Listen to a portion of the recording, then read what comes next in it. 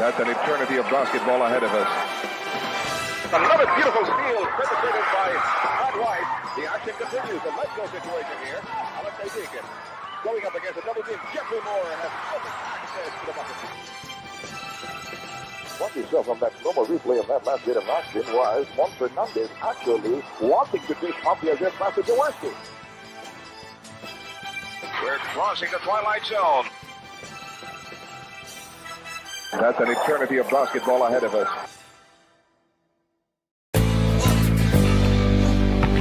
Pangarap ay umangat pero minsan ay salingat. Sa barangay nagtutulungan at may taglay na kabayanihan. Akong bahala sa'yo. Kabayani kita sa Ginebra. Ikaw ang inspirasyon. Kahit di madali, katuwang sa bawat sandali. Sagot kita. Kabayani kita. Sa One Ginebra Nation. Sa tapang nyo, mas ganado ako. Ituloy mo lang. Kabayani kita.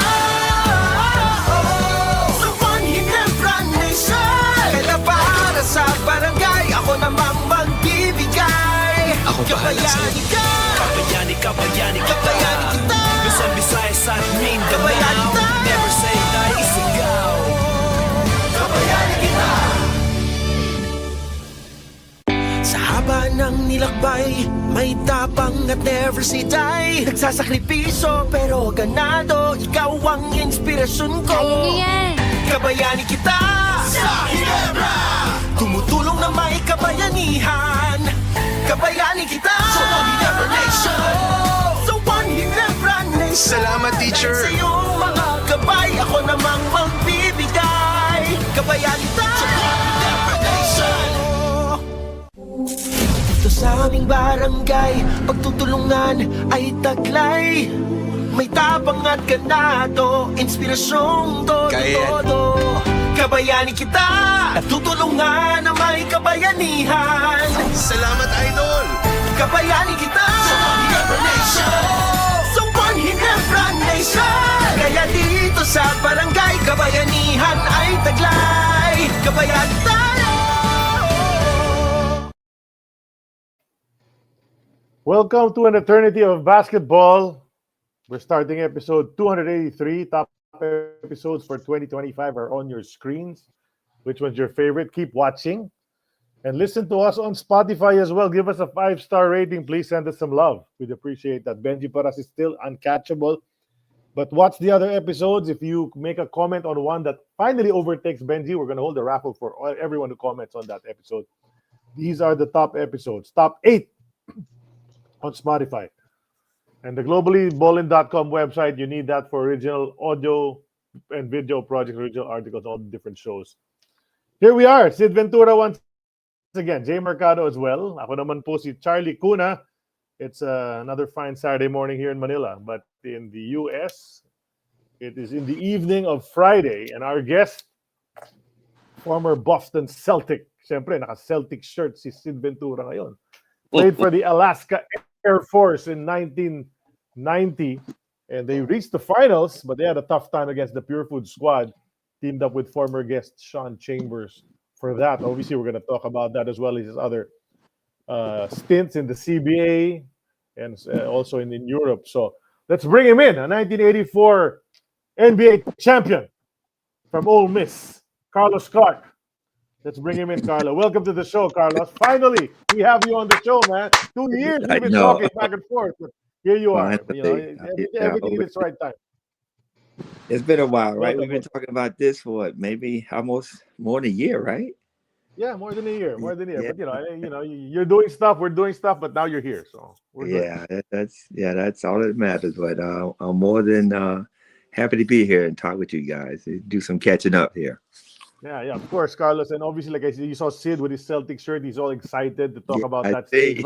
But we're not going to go there yet. We'll start from the start, Carlos. So you're from Tennessee. You were born in Tennessee. Yeah. And what attracted you? Did you start playing basketball when you were still in Tennessee? Why did you play basketball? Why not any of those other popular sports? I started playing basketball probably when I was about In middle school, which is here, is like sixth, seventh, and eighth grade. So I think I was a sixth grader when I first actually played on my first team. Didn't know what I was doing. All I knew I loved basketball, so I played.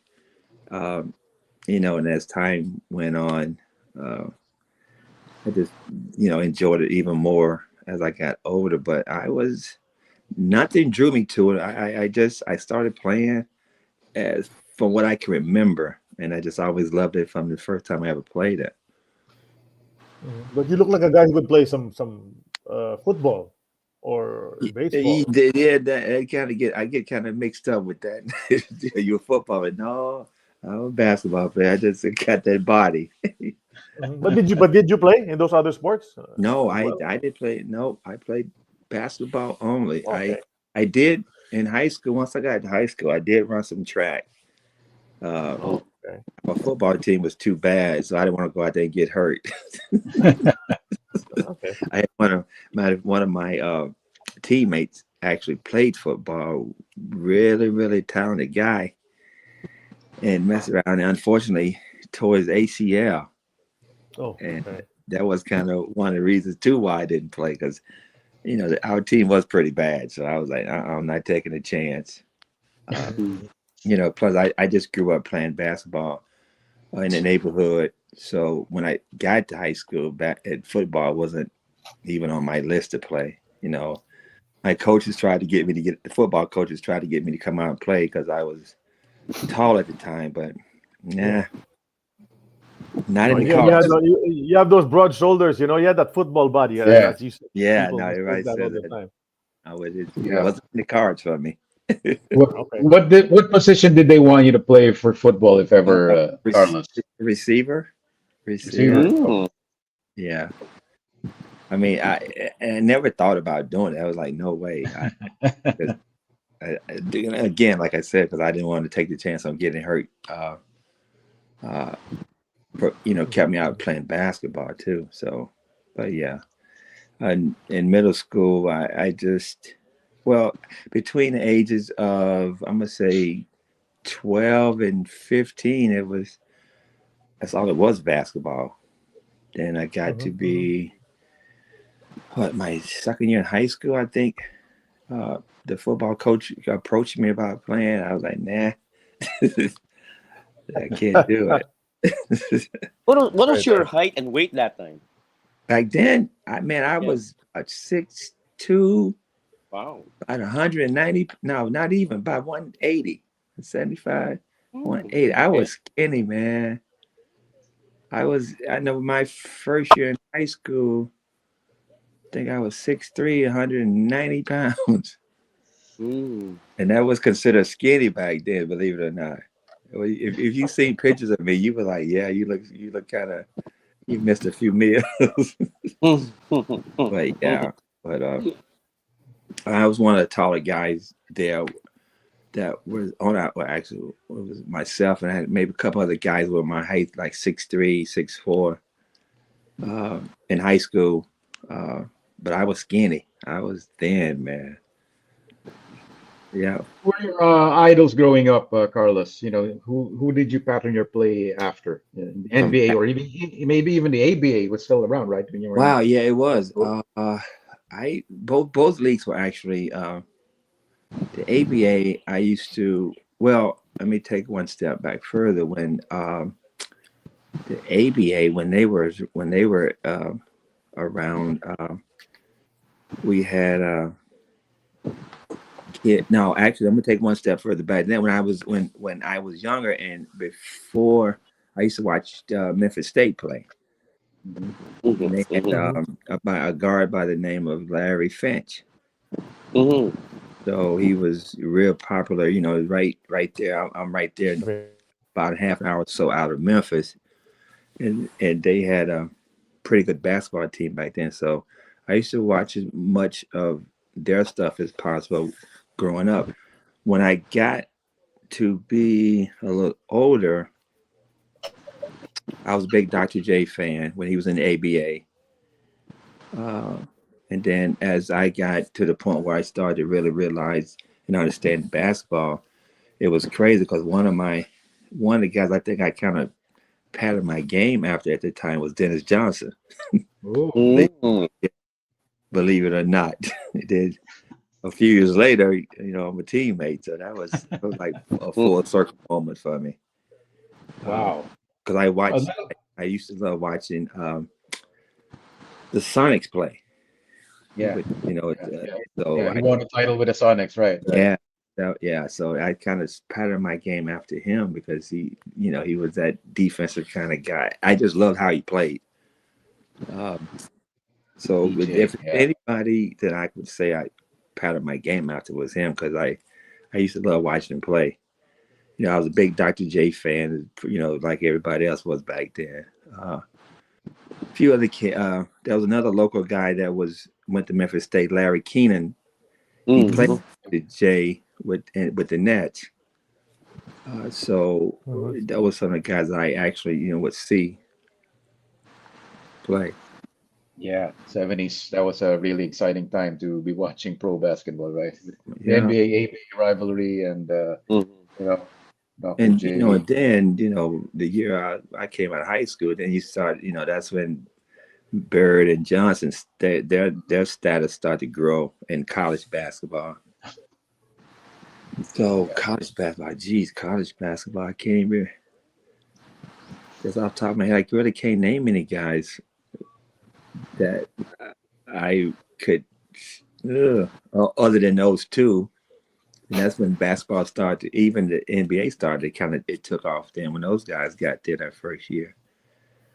But I remember watching them a lot doing their years in school. Well, Bird senior, I think Magic came out a year early. No, they both came out a year, didn't they? 79. Larry was drafted a year earlier, but he played the same year. He deferred for 1 year. So he was actually a fifth-year player before. Yeah, because he dropped out of Indiana. So I kind of really, really got into it then. I really understood what I was watching then. I probably best me to say that. Yeah, the finals of theirs was in '79, still the most watched college basketball final, right? If not, yes, I think so. That's crazy. It's crazy to think that, right? So I know, right? 20+ years later, right? But that's kind of when it all took off, man.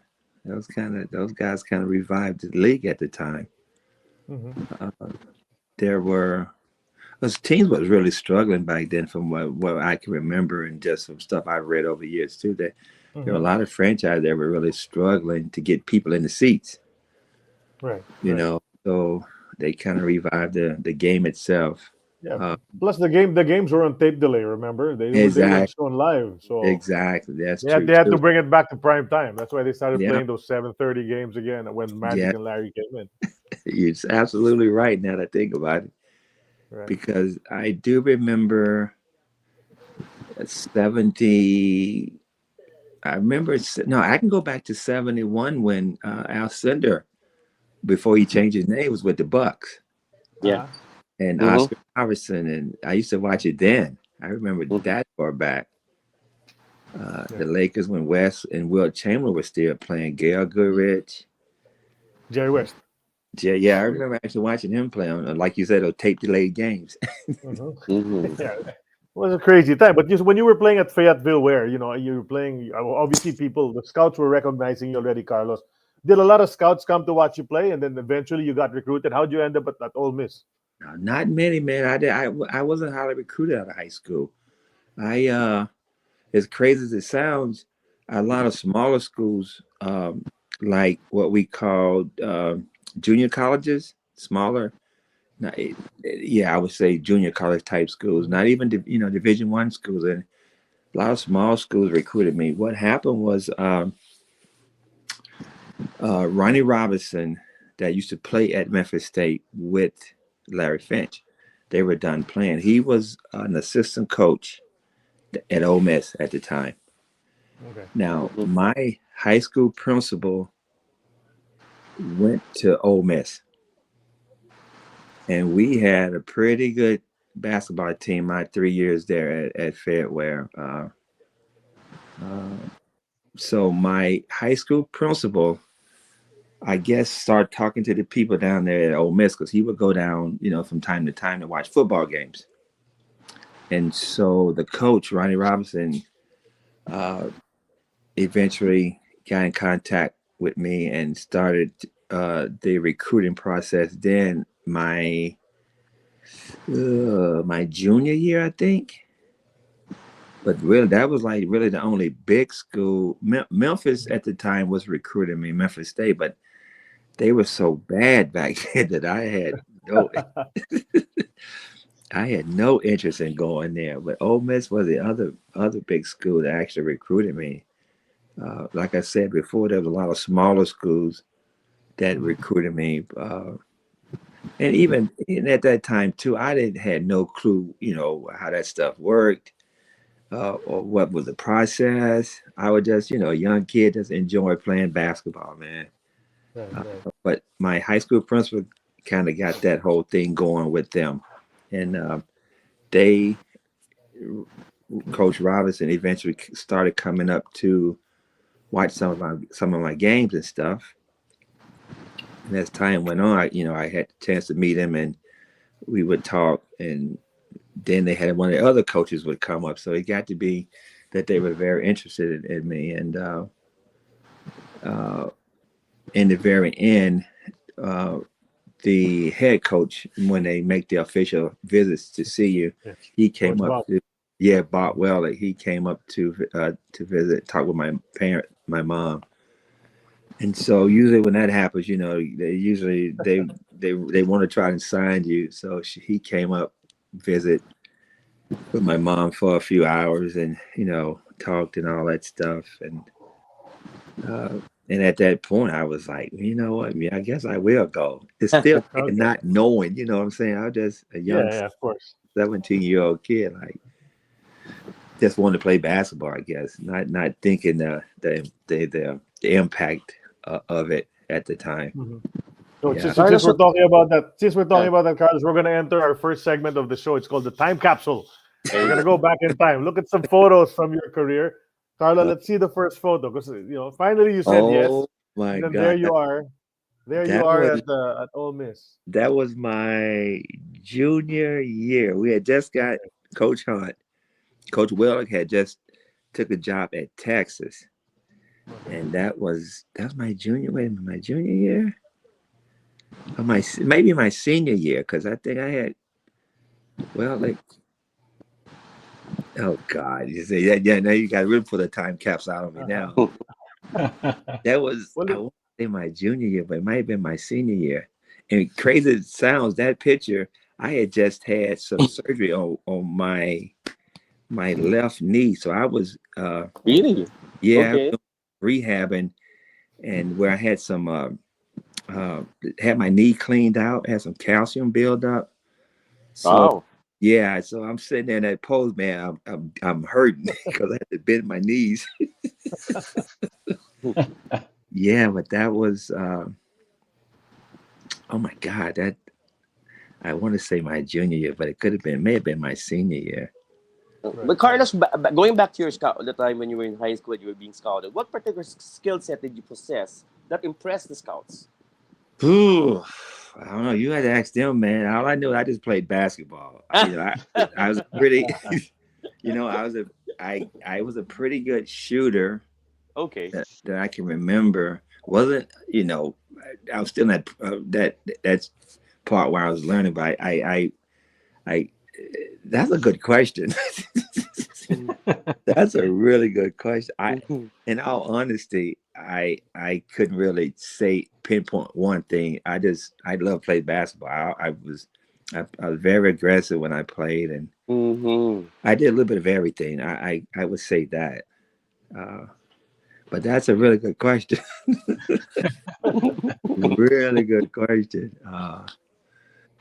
All I can remember, man, is I loved to play ball back then, and that's all I did. In the summertime I would play, and how I got started, in all honesty, too. And then I think about it, I used to play older guys, and on Sundays we would go up to at the time one of our high schools we played outdoors on the basketball courts on the school property, and that was the day Sundays where all the guys would come up and play. We was at 2 courts, and I always played with older guys, so I think that's what really made me kind of tough, so to speak.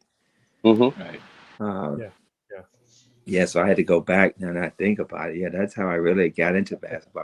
I was playing with older guys a lot, mostly all the time. And Sundays was like one of the big days. And, you know, they guys, I guess I was good enough to play with them. So, hey, I got the okay for them to play. Right. Plus, when you entered Ole Miss, you know, you weren't expected to be like a big contributor right away, right? You came off the bench. You had some NBA caliber players as well. You had Elton Turner, and John Stroud. So you were like, you know, you didn't have to immediately produce. No. Again, you know, I can go back to like me being young, not knowing how this works. You know, I you're right saying Stroud was the top guy at Ole Miss at the time, but you had another one, Elton Turner. E.T. Elton played. You talking about somebody that was tough, man. Whew. But coming in as a freshman, I had no clue. I would play, and I played behind Chris. Chris was a junior at the time, my freshman year, I think.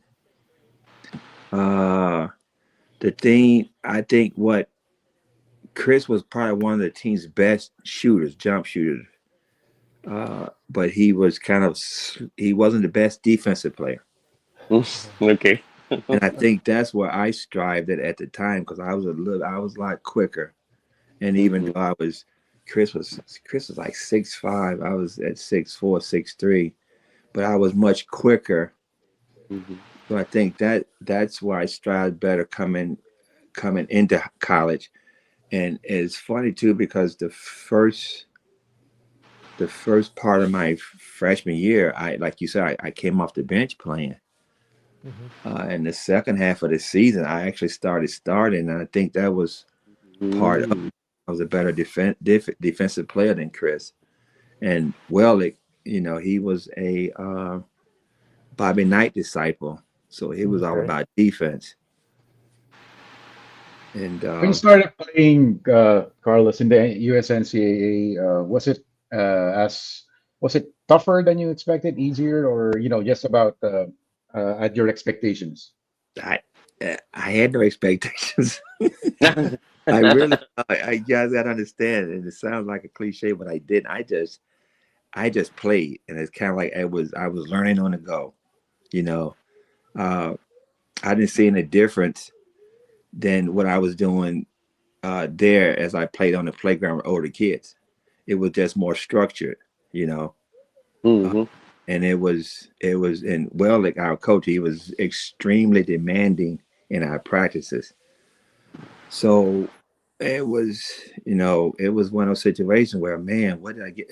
Actually, there was a point in time during my freshman year, because we had five freshmen that came in that year. And there were nights, man, that we would get back to the dorm in our rooms, like, man, what did we get ourselves into? Because, none of us had ever went through any stuff, the type of the intensity of the practices and that type of stuff. And this guy here was he was demanding. He was again, he's a Bobby Knight coach, assistant coach. He had that same mindset, and we did some of the same things that they did at Indiana when Bobby Knight was there. So it was, but there were nights, man, we would sit in that room, all five of us, like, man, what did we get ourselves into? But then, and then again, I go back to say, we love playing ball. We just had those days where, man, it was tough. It was more mentally tough because we just never had done anything like that before. Yeah. Who do you remember? Go ahead, Jim. No, I mean, the opposition. Who was your, the most talented player you ever played against in your conference, or in the NCAA in general? Any memorable encounters in college? I could name a ton of them, because I'm gonna start out with Dominique Wilkins Ooh. Okay. because he was a Georgia. freshman. Yeah, George Dominique Wilkins, he was a freshman. You had that just before even the upperclassmen before that. Kentucky had Kyle Macy, Mm-hmm. Fred Cowens. They had Sam Bowie played there, Mel Turpin, Dirk The big guys. Menifee. Yeah. Dirk. LSU had Rudy Macklin, Howard Carter. Rudy Macklin played in the PBA too, you know? Yeah, Rudy. Yeah, he was at LSU when I was in college. Alabama had Enos Watley, Mike There you Davis, go. Mm-hmm. Charles Hurt. The list goes on, man. It's Georgia had Dominique Terry Fair, Vern Fleming. Mm-hmm. Barkley was at Auburn. I think I was a year ahead of Barkley. Mm-hmm. Mm-hmm. Barkley was there with Chuck Person. Right. Oh my God! It goes. The list goes on, and I'm missing a ton of those guys. Even Yeah, you're not talking about Georgetown and UNC and all these other bigger programs. yeah, Mm-hmm. and even then, that conference, the SEC, was a tough conference. And Right. at Tennessee, you had Dale Ellis. Right. Who was you had Leon? It was Leon Woods. Even my freshman year. Leon Wood, that's the Carolina, right? Yes. No, I'm talking about is Howard Woods, Leon Woods. It was the Woods that played with Dale Ellis at Tennessee. Mm-hmm. Even my freshman year, the upperclassmen on these other teams. Oh my God! It just goes on and on, and then over the course of my 4 years at Ole Miss. Yeah, I mean, you had me at Dominic Wilkins. Oh yeah, exactly. Yeah. And here's the story for you guys. It's crazy because my freshman year, our first conference game was against Georgia. Okay. Dominic, he was already being talked about then as this heralded freshman coming into Georgia. They had one of the top recruiting classes at the time. And so our first conference game, we played them at Ole Miss at our place. And we're sitting on the bench. Ball goes up, tip. They get the tip. They run down the court. They throw the ball up in the air. And all you could see was the waistline of number 21 dunking the ball. Yeah. And I'm sitting on the bench, and all you can see was this 21 just raised up above everybody, and to see the waist, his back, and I was like, "Oh my God!" Yeah. Yeah, they sent you a message right away, huh? Yeah, right away. So he started the game with a dunk, and he finished the game with a dunk. And fortunately, they beat us, but they had probably one of the most athletic teams I'd ever seen. Mm-hmm. Yeah, without a doubt, Dominique was. Oof. So yeah, that league, and like I said, that's I know I'm missing a ton of other guys that I had played against. I know Jeff Malone Jeff Malone's at Mississippi State. Right. I'm missing some more guys at I'm sure there's so many other guys Yeah. you want to talk about. Yeah, Derek Hort was at Kentucky. Dirk Menifee.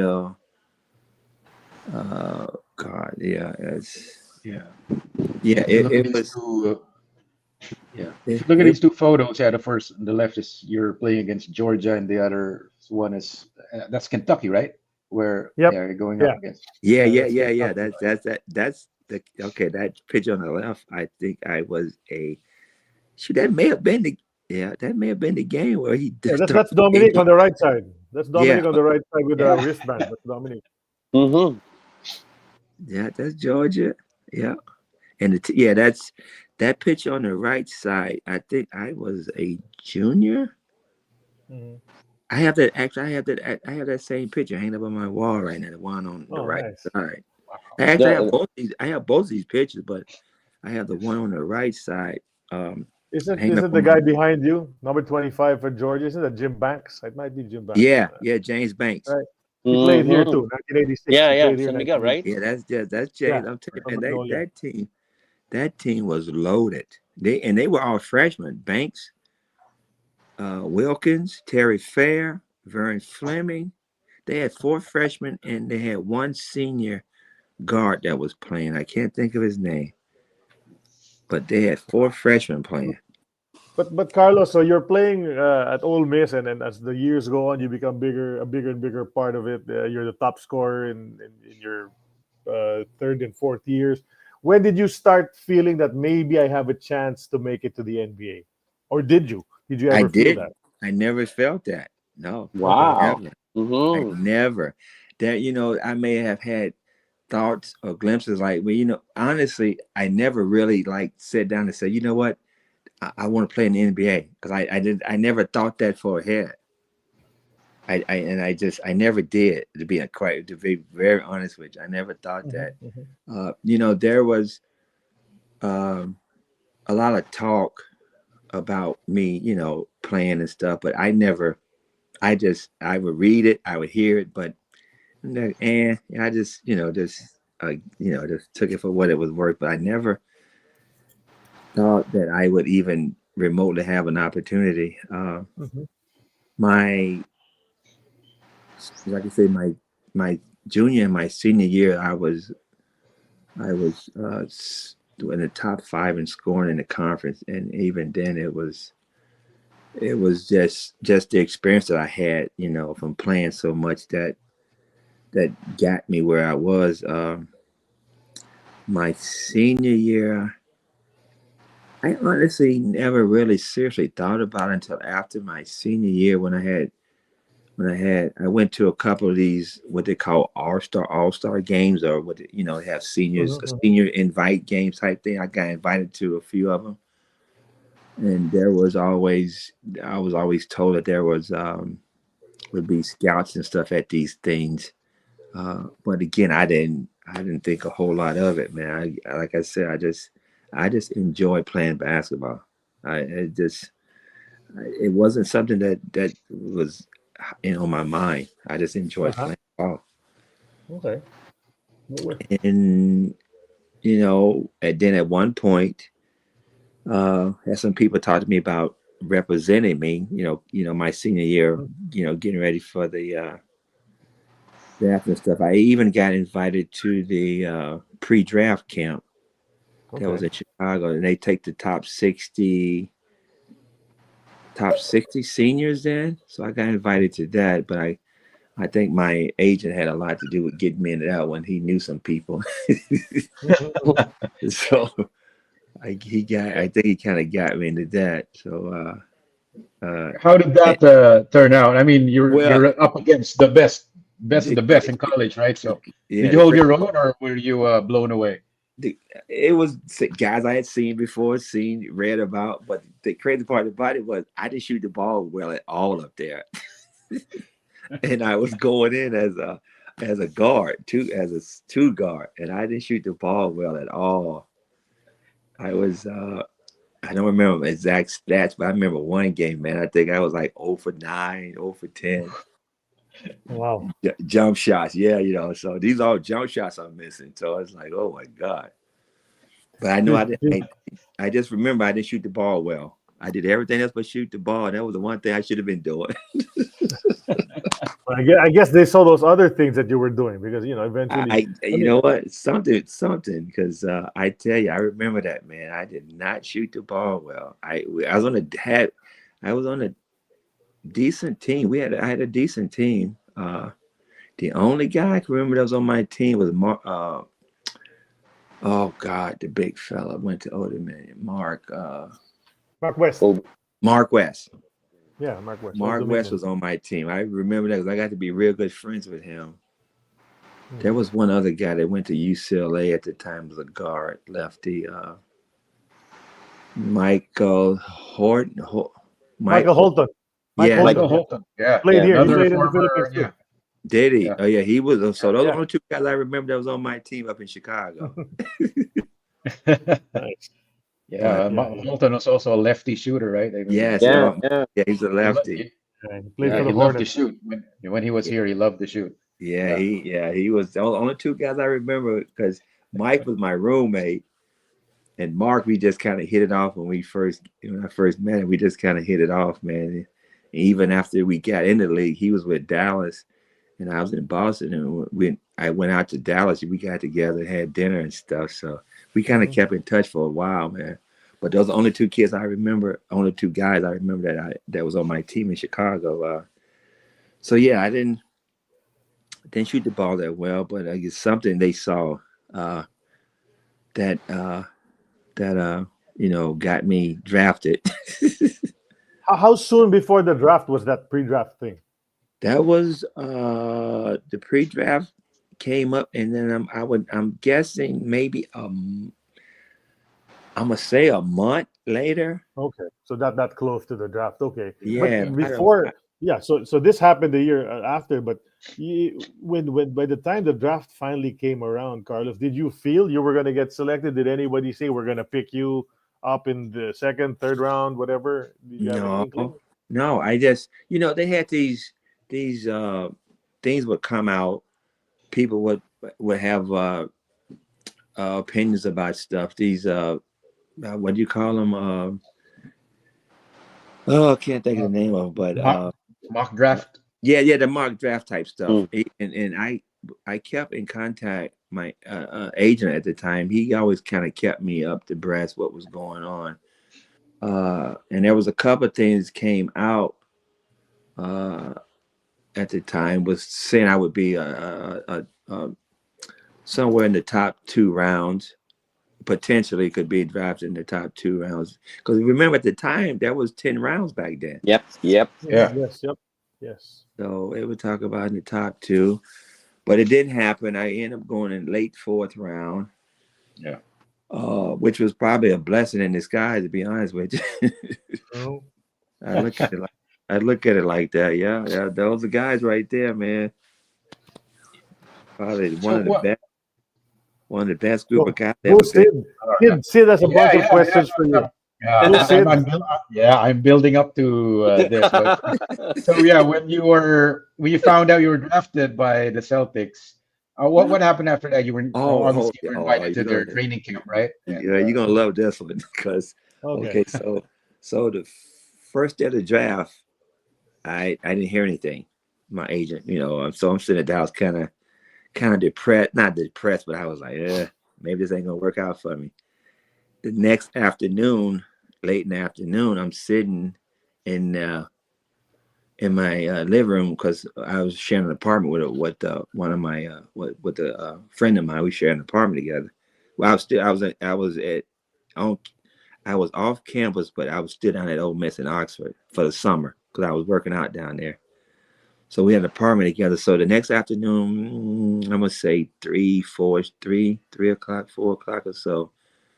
I get a phone call, and my roommate had answered the phone. Be like, "Yo, I think this is for you." So I get on the phone. So I was like, "Hello," and it was, I want to say KC, but I'm not 100% sure. Was just telling me, we just selected you in the 4th round, blah blah blah. We're glad to have you. We'll send you more details here on what we're gonna do and all this. And at the time I was happy and excited that it was all over for one. And so we talked for a few minutes, and that was basically it. But here's the kicker to this whole thing now. Believe it or not, that was the one team I didn't want to get picked by. Okay. Why so? I just didn't. I didn't like their style of play. I didn't like anything that they did. It was like, oh my! I said all the teams I had to get picked by Dell, and it was just the one team I didn't like their whole style of play or anything. And what team did you like? Anybody but them. Okay. I think I got a pretty good idea why, but I'm not gonna say it on air. Okay. Yeah, you probably can imagine. Yeah. At the time. I think I know what you're thinking too, Sid. But... Yeah, at the time, there was not a lot of good things to be said about Boston too at the time. So, but that's part of it. but it was part of it that I didn't want to go there because it was like of all the teams, I had to get picked by Dale. And so then I go from being, excited to like, oh God, all in a matter of minutes, all in a matter of minutes. But then it kind of wore off. I was like, you know what? I should be thankful. I'm blessed that it happened. So I had to just kind of just turn everything to a positive. But I did know, I said, okay, this is going to be extremely tough making this team too, because right after that happened, I kind of went and looked at their roster. So I'm like, oh God. And that was another part of it too, because they had a lot of veterans on that team. So I'm already thinking like, oh man, this is going to be tough. So, I got through that summer. I worked out. I did. By the time I got to rookie camp, they had us come up to rookie camp in late summer. And they had invited all the guys they had drafted, plus they had guys they had invited that was going to be in camp, like unsigned free agents and stuff like that. Mm-hmm. So that was about 20, 25 guys that showed up to the rookie free agent camp, which was eye-opening, within itself, because again, you're playing against these guys that, for one, they're fighting for jobs. They want a job, and at that point too, I had my mindset. It was kind of like that too. If I'm gonna have any chance, I gotta get out and fight. So we all fighting for jobs, but that was like the preliminary round, so to speak. So it was, and we was up there for. We were in the rookie camp for 4 or 5 days. We did 2 a days, so it was good. I did pretty well, so I was happy with how I played and did up there. And so about a month later is when the official camp started for everybody. So I get up to Boston, and again, not knowing what to expect. You see all these, when you first get into the first day of you walk into the gym, they had all of us, we all stayed in a hotel together, all the rookies and all the guys they invited up. We got shuttled back and forth, to practice and stuff. We was going 2 a days. So, that was pretty grueling, but hey, we did that for a month. And it was a learning experience for sure. Then, but the first day you get there, now you see all these guys that you've seen on television, and like, it's like your mouth just kind of drops open, like, oh my God, there's so and so. There's McHale, there's Robert Parrish, and Dennis Bird, and all these guys. It's looking like, oh my God, I'm actually in the gym with these people. So that was something without even saying any more about it. But I knew what was, in store. So I had to kind of really lock in and really do my best. But the one thing I can say is that I did come to camp in really, really good shape. So I was glad of that, because I had people tell me that, whatever you do, make sure you're in shape, because you're gonna do a lot of running. You're gonna be practicing 2, maybe 3 times a day. So make sure you're in shape. So that was like the one thing I did that summer. So I was in really, really good shape. And I think that really helped a lot too, because after about a week of 2 a days, man, you just mentally your body started like, oh. But it was an experience, a good one at that though. Before Sid starts asking you about Bird and McHale and all of that, I just want to get this out of the way. You weren't 22 when you were at Ole Miss. Is there any reason why you wore 22 over there, and then now you're wearing number 40? Is there a reason why you chose 40 as well? I was given that number at 22 in school. I had no say so in what I got. At least Okay. they gave me that, and same thing I got to Boston. I just got that number. Plus there wasn't a whole lot of numbers in Boston to get, and they all retired. Right. There were Precisely. there weren't Too many. too many numbers. But no, either Okay. both places, those numbers were given to me. Mhm. Yeah, I had no say so in that. And then I have a follow-up question: Is who Mhm. hazed you the worst? Because you were a rookie, so they hazed you for sure. So who No, did it the worst? no, No, they didn't. no. I got lucky. Me and Greg, we got lucky. Wow. They, Okay. Mhm. yeah. When I say lucky, we got lucky because we had guys, man. They didn't do that stuff. They didn't. Okay. I had Because heard I the was story. thinking you got guys like Cornbread, you got ML Carr. These guys that Yeah, look like the guys who are really gonna pick on you. yeah. I thought we was like, oh man. There were days that me and Greg would talk like, okay, when is it going to start? Carry But your bag. yeah, yeah. The only thing that we had to do was when we went on road trips, we had to pass out the practice gear.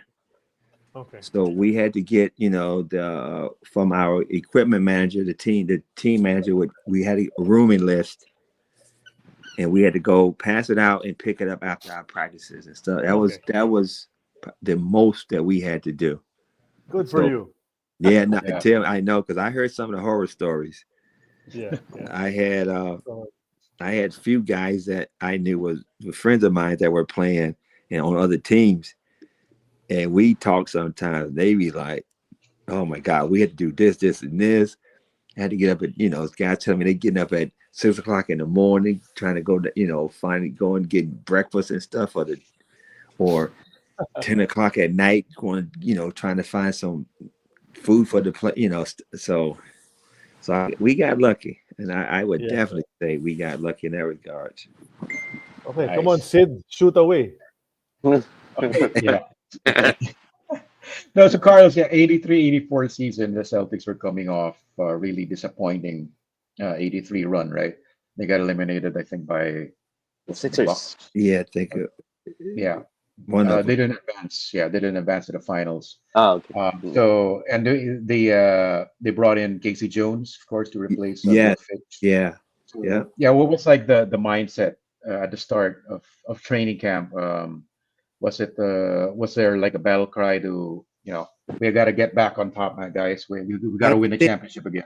from what I remember and when from some of the stories that those guys would bring up that year, that Fitch was like a drill sergeant, Mhm.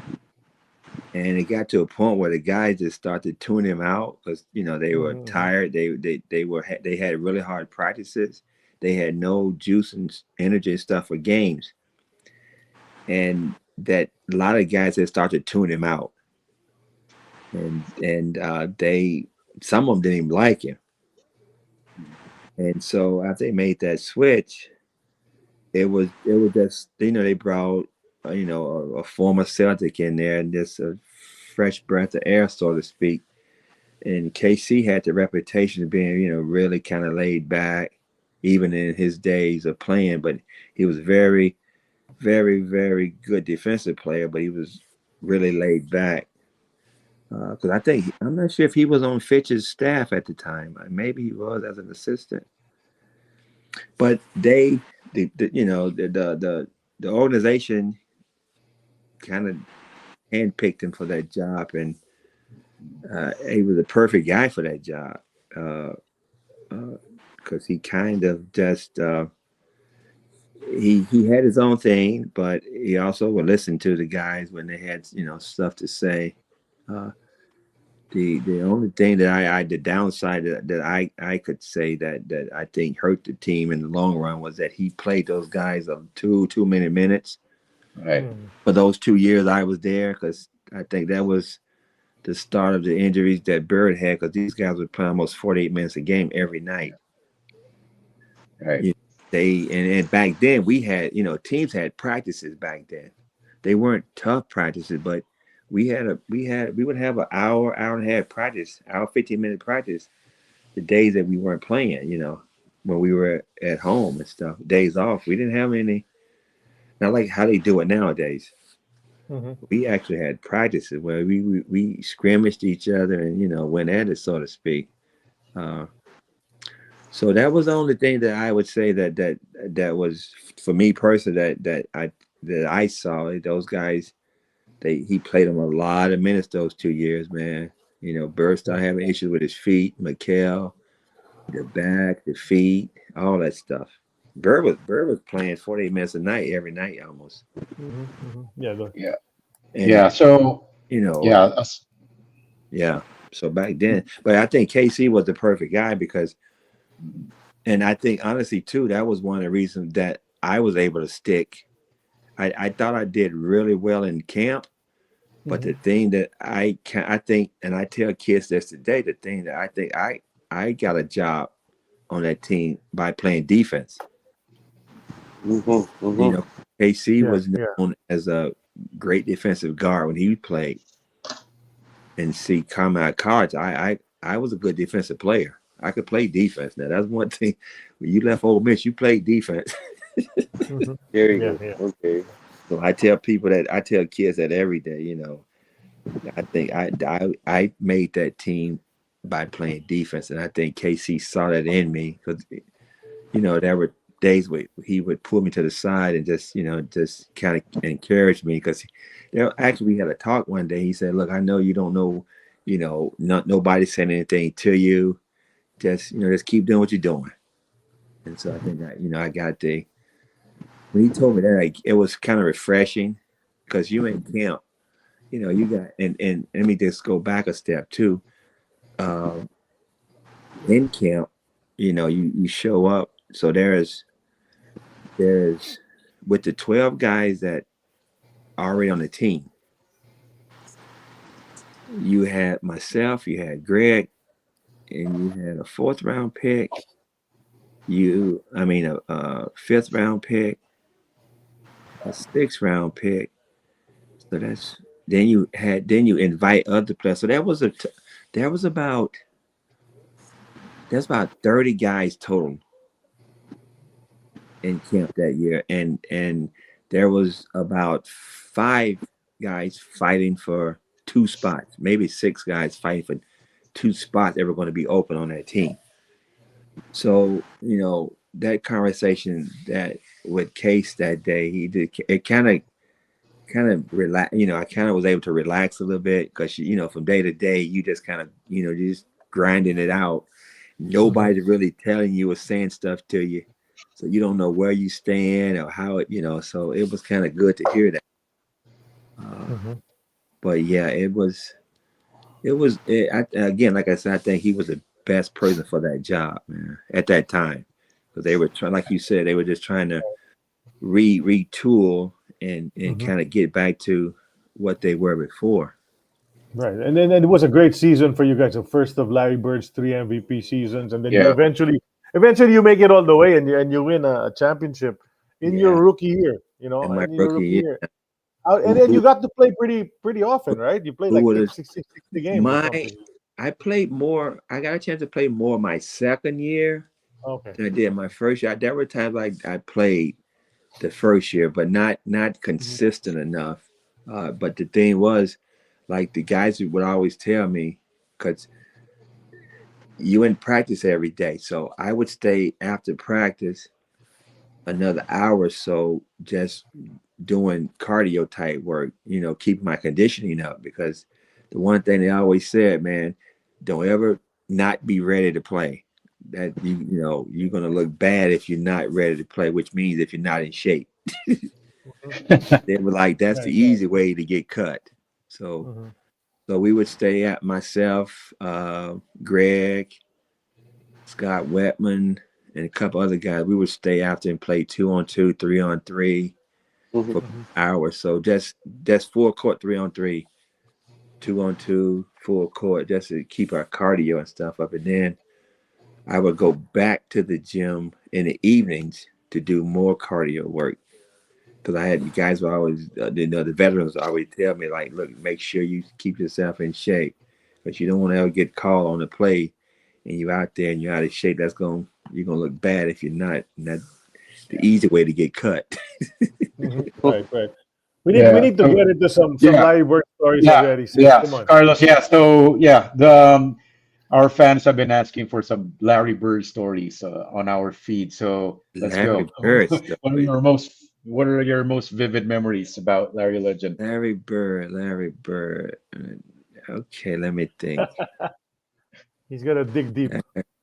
I gotta think because it ain't too many. Because the guy was so quiet, man. He kept to himself. Now, He only talked to the opponents, huh? yeah. But I will say this now. With in practice, uh, he used to always him and Scott Whitman used to always go at it. And Really? if you guys remember Scott Whitman Or Of course. in his day, Scott could shoot with the best of them. exactly. Mm-hmm. Mm-hmm. He could shoot with the best of them when he was with the Yeah. Kansas City Kings at the With the time. Kings, right? So Scott's about 6'7" or 6'9". So there were days when we scrimmaged, man. They used to just go at each other. And Bird couldn't do nothing with Scott. Scott he could shoot the ball better than Bird could. But Scott was like a big guard at the time, and he was able to, come off ball screens and shoot. More of a guard, so he was a little bit quicker, so to speak, than Larry was. But Bird was Bird was so much taller, so he would shoot over him. But they would go at it some days. I mean, just flat out just go at it. Bird would talk crap to him and all that. And another story. Let me see. We were in. We had flew into I think Dallas, and we were at the baggage claim, getting out luggage and stuff. So and then again back then teams flew commercial. Yeah. So we'd at the baggage claim. Everybody's down there. We pick all these big guys down there, and then people start to notice. Well, a couple of people noticed Bird, and so I just so happened to be standing not far from him. And this lady came up, I think, with her son or somebody and asked, or she had asked him for an autograph, I think, prior to me getting over there or near that. And all of a sudden, the lady comes over to me and she said, "Well, why is he always like that?" She started. I said, "Oh, he's a pretty good guy. He's quiet and shy." So here I am playing the peacekeeper, but that was one thing that people kind of the misconception of him. He wasn't arrogant or anything like that. The dude was just really quiet. He didn't like all that the fanfare, so to speak. Mm-hmm. He was just a typical country boy, so to speak, if you want to put it in those terms. Hick from French Lick. Yeah, he's a country boy. He didn't care for all that. He wasn't arrogant or anything. He was for the most part nice to people. But when him being him being him, and people would when they saw him, they would all flock over there, and and at times he didn't like that so much. But but you sit down and talk with him, he'll have a conversation with you, man, just like me and you doing right now. He would. But he didn't like all that fanfare, If you just we all know about his greatness, Carlos. I mean, his resume speaks for itself. But you got to sit on the bench, for 2 seasons, watching him do his thing. What's your most memorable? What are your most memorable games that you saw? I mean, and the stuff that he did, talking to opponents and hitting big shots. What sticks out in your mind? well, I'll get a couple of them. One game was. It was the preseason. We were playing the Sixers when they got that big fight with Dr. J. This dude had probably about 40 points or so. This is the third quarter. I mean, he was on fire, and Doc was guarding me. He couldn't do anything with him. And I think Bird said something, and Doc was already pissed off. And then he goes up to grab it, and that's when Moses Malone and Barkley gets involved in it. But I mean, that was one game. There was games where we played down in Atlanta when he scored 60 points or whatever it was. Oh, you were there. You were there. Yeah. Yeah, we were down. Yeah, we was in Atlanta when he scored those points and giving high five to the Hawks as they, stuff like that. We go back to the hotel, and that was in New Orleans, so we staying at the hotel down off of a French Lick, and I mean the big strip down there, hotel, and it just that was one game. Then there were games where you see him, some of the shots he would make, and you would shake your head because. The thing about the guy, he wasn't quick, he wasn't fast, none of that stuff. But he could shoot the basketball. He was extremely smart in what he did. It just, what I'm trying to think of another game where there was many games where he did that, but those two, like just stuff like that just stands out. He just scored 60 points and does not even break a sweat hardly. It's just nuts, to watch him play. I mean, like you said, there were many nights you just said that, like, man, this guy, he is unreal. He's the real deal. Did you ever have to guard him in practice? No. He too big. And if that ever happened where I got switched off on him, he's like, like, yeah, get your little short self off of me. Anybody that was small, like, he would do it to Danny, Gerald Henderson, guys, if you got switched off on him, he call you too small. He just kind of dribble you down into the post and shoot the ball over you. Yeah.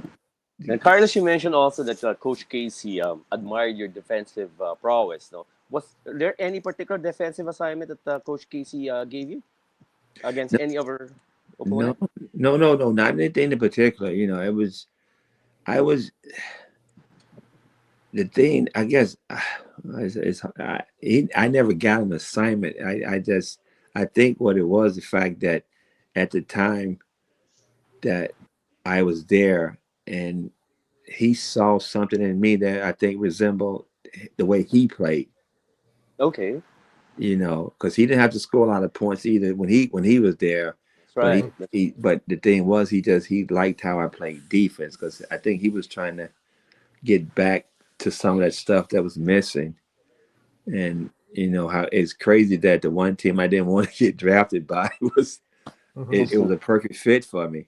And now granted that going through training camp that year, it wasn't easy because every week, every day, they were letting somebody go. Mm-hmm. And as the weeks go by, you get down to that last week or the week before, it was a whole month of camp. You get down to that third week, and it's like, okay, there's okay, now you start counting the people, then you start saying, okay, you got 3 guys still fighting for this one spot now. So it's like, okay, how they, but you don't know what's going to happen. You just got to keep playing. You just got to keep playing. As long as they don't call your name, call you into the office, you're good. How did that feel? Oh, it was nerve wracking. Okay. Yeah. Because when it got down, it wasn't so bad when you first got started because there were so many guys. So you knew they would get you, you potentially could be there for at least 2 weeks because they had, they were going to give you a legit look. But the thing was that, like I said earlier, you had 4 or 5 guys fighting for 1, maybe 2 spots.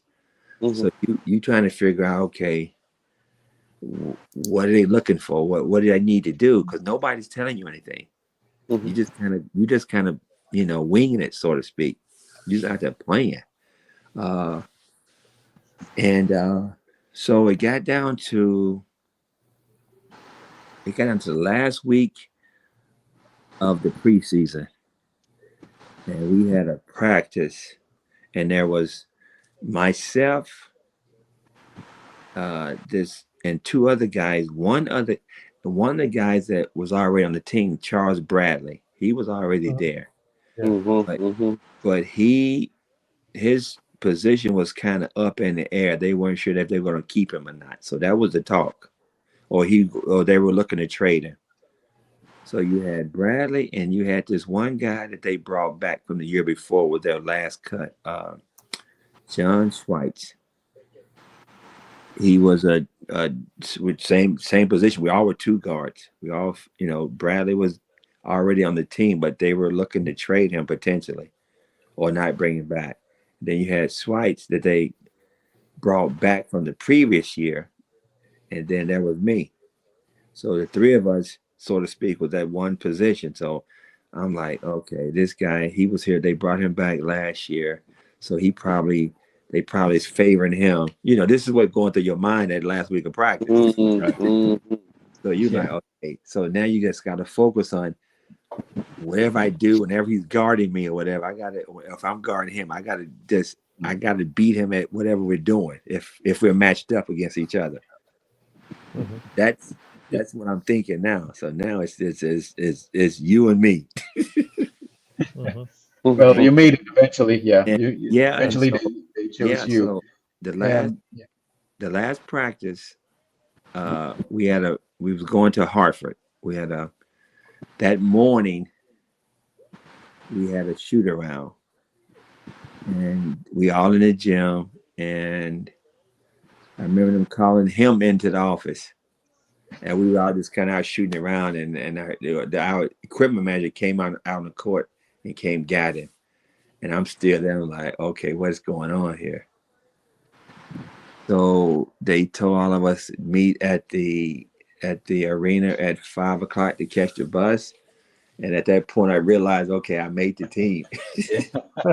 Nice. It was freaking nuts, man. I was like, so I get to the arena, I want the bus, and you got all the guys congratulating me. I was like, oh my God. It was nerve wracking though, man. I tell you. Right. Just imagine. Well, the competition is tough, right? The day. Yeah, it's nerve wracking, man. It's the hardest part too, is that you don't know where you stand and you got nobody telling you anything. That was really tough. And I'm sure it's totally different nowadays, but back then it was like dog eat dog, cutthroat type of situations. Right. Yeah. So you had to scrap to be there. We can't go through this part without talking about the NBA Finals, that your rookie year, 1984. The NBA building towards that, Celtics versus Lakers. Finally, Magic versus Bird, and you were also there. So yeah, just talk about that experience. I mean, especially Game 4 when Kevin McHale clotheslined Kurt Rambis. Oh, that's right. Yeah. Well, that's right. Finally when both teams finally got there, because that was the year I think Boston was 62-20, so they only lost 2 games, but they were playing really, really good basketball. I mean, they were probably the toughest team to beat at that time. So we get to the finals. So okay, they won game 1 in Boston, didn't they? Yeah, they did. Yeah. They did. And then game 2 was Henderson stole them. Yeah, but I tell you, because we went out to LA early that year on that West Coast trip. I tell you, man, that team, that Lakers team, that was probably one of the best teams that you could ever play against. And I thought we had a really good transition team on offense. Man, the Magic gets that basketball, man, they're off and running. So that was something that I had never seen, because we didn't see a lot of that in the East, that style of play from another team other than the Celtics. That was something that the Celtics did really well. But those guys came in there, man. I'm telling you, they ran us out of that gym that first game. And so then we get to the second game. I'm like, oh my God. And honestly, I'm saying to myself, oh, we're not gonna win this game. And luckily that play happened with Gerald. Yeah. But it was a situation where it I don't know if it was you see it happening and you don't believe it happened. He's like, Magic threw the ball away. It happened. So then we get to game 3 and you get to game 4 when that stuff happened with the Rambis. LA was, I want to say they were the better team. but I don't know what it was. We had that grit about us how we played, but man, that team with Magic on it, they could get up and down the floor. But that incident with McHale and Rambis, it changed the whole dynamics of the playoffs because at the time we were just kind of like letting them do what they wanted to do. You know, they flashy, they up and down the floor. And finally, when McHale did that, it was kind of like, it was like a punch. You know, we finally punched them because after that, man, it kind of changed the whole dynamic. So, and I think it even changed our mindsets because what was happening was we weren't getting a lot of production from everybody that we should have. And I think Bird went into the press and made comments about it. You know, it was his way of trying to get, kickstart these other guys playing. But LA, I mean, you got James Worthy, you got Michael Cooper. These guys they like thoroughbreds up and down the floor. And then you had Magic with the ball, you had Byron Scott. Mhm. They were a good team. And I think when that stuff happened with McHale, it kind of changed the dynamics because we started playing, I think, more aggressive. We started to kind of get into our style of play, so to speak, because the one thing that you had to do with them is slow them down. Yeah. Right. Yeah. Yeah, you had I to. also have to. Sorry. Finish it. No, go ahead. No, I also have to bring up Game 5 because there was like this massive heat wave in Boston, right? And Oh yeah. yeah, so Mm, but then Bird mm. goes out and scores. I don't know. I think he had a triple double when Yeah, that's right. while everyone else was fainting. Yeah, Yeah. because okay, yeah, I'm glad. Yeah, that brings so Game 5. So that building, it had to be the ugliest arena in all of sports. It had to be the ugliest building in all of sports. Now, when you saw it on television, oh, it looked pristine. It looked like, but when you're in there, it's like you're in an old warehouse. but okay, Game 5. What happened was Game 5. Okay, so the hockey team plays in that building. The Bruins. So the hockey season was over. Usually in the winter months, they put that floor down over ice. So that building is always cold in the winter months because of the ice. So they had melted the ice. It was in June. So they had melted the ice, and there's no air conditioning in that building. Again, it's an old building, and if you know, a lot of the homes and stuff up in the New England area, most of those, maybe nowadays they are, but then most of those homes aren't equipped with air conditioners because you only get maybe a month or so of nice weather up there. Just what happened this month, that day, it's 85, 90 degrees outside. Mhm. And there's no air conditioner in that building. Zero air conditioner. So that's how it came by being the sauna that day. It's no air in that building. I think, if I'm not mistaken, they had in the top part of the building where the rafters that they had to open the windows. But yep, they had air things they had to put on their mouths and everything that day. It was tough. It was extremely hot in that building because like I said, it's about 85, and it didn't hardly ever get that warm up there that time of year in Boston at no 85, 90 degrees. It hardly ever got that warm. Yeah. It did Yeah. that. Magic said that this is the only time that Red Auerbach was able to monkey around with the weather. I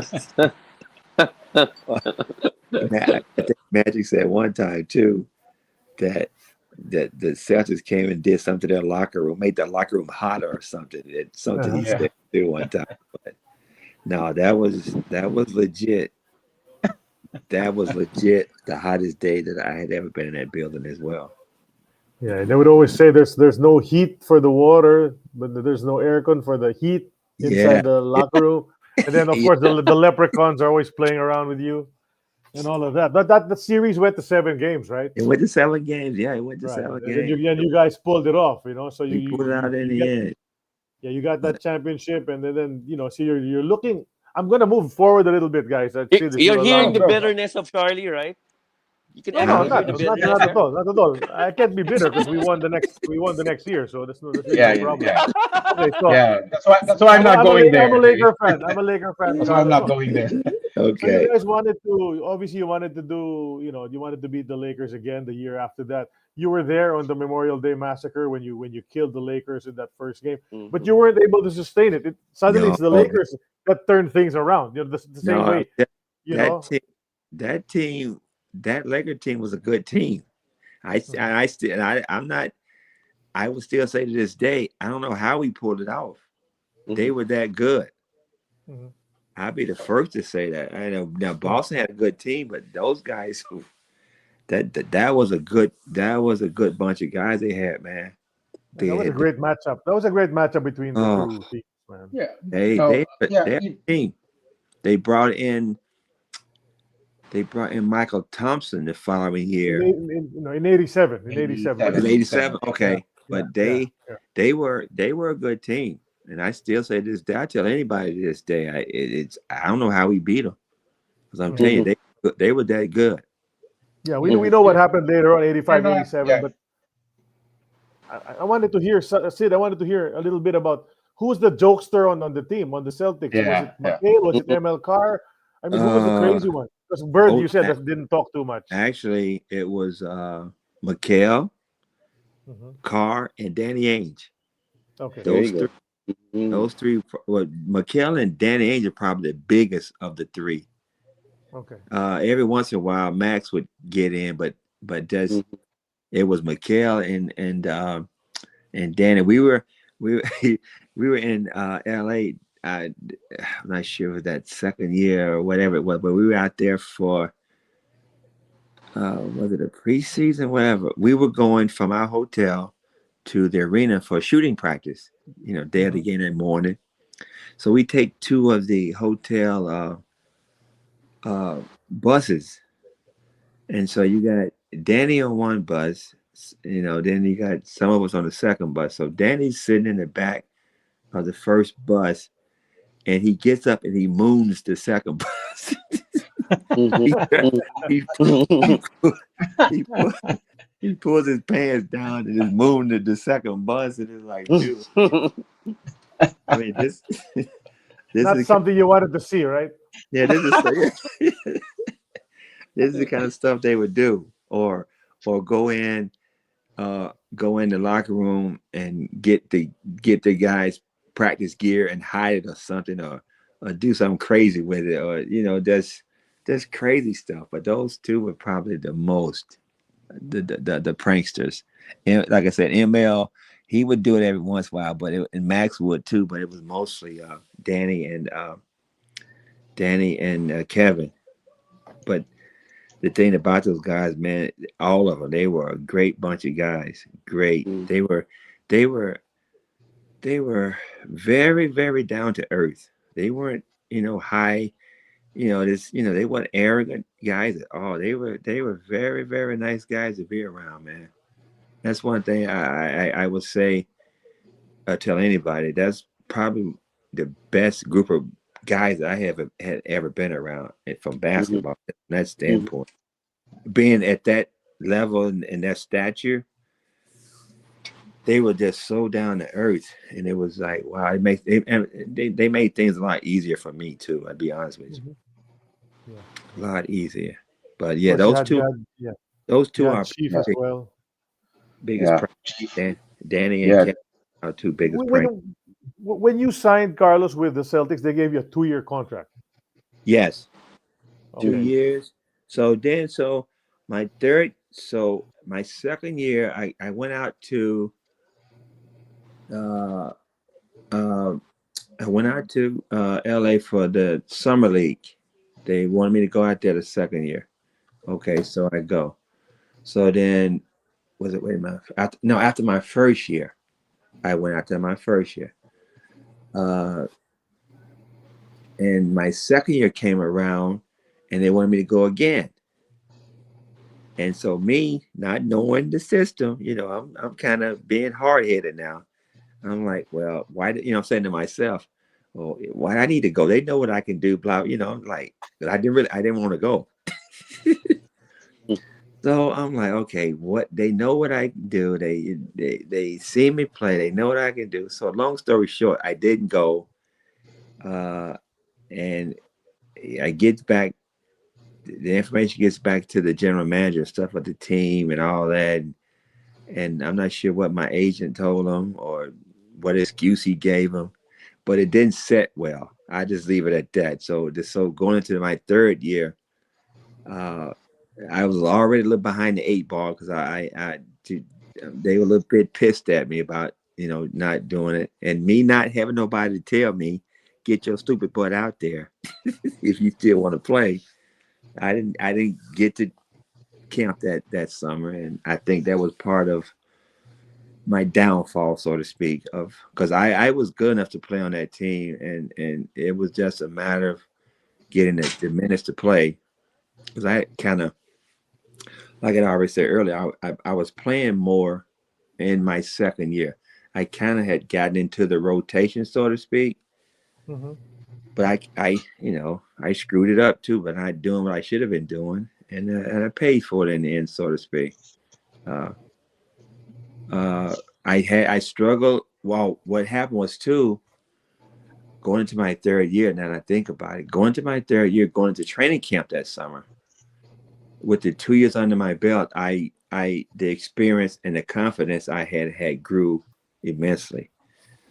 So in the camp, I'm playing really, really good. And they brought in, I think Carlisle was one of their draft picks that year, Rick Right. Carlisle. And who else was it? I know he was one of the guys that were, in the position that I was in. So that's all. At that point, that's all you're looking at. Who's in your position that you might have to, fight for a job for. He was one of the guys. So, anyways, I was playing really, really good in camp, and they had split us up into 3 teams. I think 3 or 4 teams over the course of that time. And so on my team, I was like I was playing a lot and was really playing well. So, and I'm gonna say this, as politics would have it, they went from the 3. I think it was 3 teams.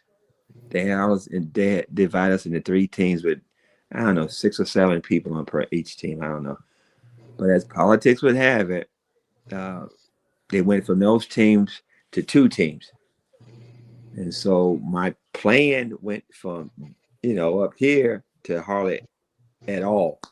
So I'm like, oh, okay, here we go. So I started, see how stuff was starting to play out, and then when the preseason games and stuff started, I wasn't getting much playing time in the preseason. So you kind of see the picture, the writing on the wall here, what's going on. But I don't blame myself. I blame myself for not doing what I supposed to have done. Yeah, so it's like, you need people in your corner to kind of assist you when you don't know what the heck you're doing. So that, that whole thing played out. They eventually released me. What they were trying to do that didn't work out. They were trying to trade me as opposed to releasing me. They thought, they felt that I could play. But the situation there was different. It became a numbers game. So they were trying to make a trade for me. They were trying to trade me to Chicago, believe it or not. And it didn't work out. It didn't work out. The trade didn't work out. So it didn't go through or whatever. It didn't work out. So that was kind of it with Boston. I do remember. So after that, I think I stayed think I was in Boston for maybe 2 or 3 more weeks because you have that whole time frame where teams are still trying to, put their teams together, and Uh-huh. and I'm sitting there thinking, okay, maybe I might get picked up by another team. So that's what I was hoping to Yeah, have yeah. happen, but it didn't. So then they had their affiliated team at the time. Boston did down in Worcester, Massachusetts. That's the Mhm. CBA. That was their Yeah. affiliation. Right. So, so while I'm still in Boston, and, I had talked with some people from the team, and they were like, "Well, well, we tried to trade you, and it didn't work out." Blah, the whole story. So Right. Right. maybe you can go down here and play, and you get picked up by somebody at some point. I said, "Well, not a bad idea," but it's like at the time I wasn't trying to hear it. Yeah. Yeah. Yeah. you know? Yeah. So yeah, eventually, Yeah. Carlos, you found your way to the CBA, like most ex-NBA Yeah, players yeah. So do, right? yeah, Yeah. But then And you had some eventually, success there. Uh-huh. yeah. yeah, So I mean, you won a championship. I went. I went to Worcester for a little bit, and then I think they moved me to Indiana, Mm-hmm. where uh, former Pacer Roger Brown used to coach. Okay. Uh, Roger Brown. uh, Downtown Roger Brown. right, yeah. Can't think of I can't think of the city we were in though. Oh God. So yeah. So I left Worcester. I think I left Worcester and went back to Tennessee for a while because I know this ain't getting it. Uh-huh. And later on, I think I because they had my rights, so to speak. Mm-hmm. They traded my rights to this team in Indiana. I went there, man. That was So probably one you. of the best experience I could have had in basketball. Uh-huh. Uh-huh. Uh, Your longest stint in the CBA was with lacrosse, right? yeah, then that was my next stop was lacrosse, and I played there what, ooh, 3 4 years 4 years. maybe, Yeah. Yeah. 4 years, About 4 years. about Four 4 years. years. You made the defensive team. You made the second team. So you played Yeah, pretty well. You went and to we Tampa. won. That based on the profile, it says you went to Tampa. But and then you also played in the league called the WBL, right, for Calgary. And I But think that that's the was doing. next photo, Yeah, that was Carla. after. Yeah, that was after. That was at here. So at one point in the CBA and up in up at up in lacrosse, we had a coach, Ron Ecker, and come to find out later that he was he was prone, or he had a reputation of keeping guys on the team and not letting them, back, because back then what happened was, back then in the CBA, if a team wanted you, they would call that particular office. If you're in that city, they call and talk to the coach, blah blah blah, the whole 9 yards. So the whole setup is like that. So what had happened was, when we in that one year, I think we had like 4 of our guys on that team was playing really good.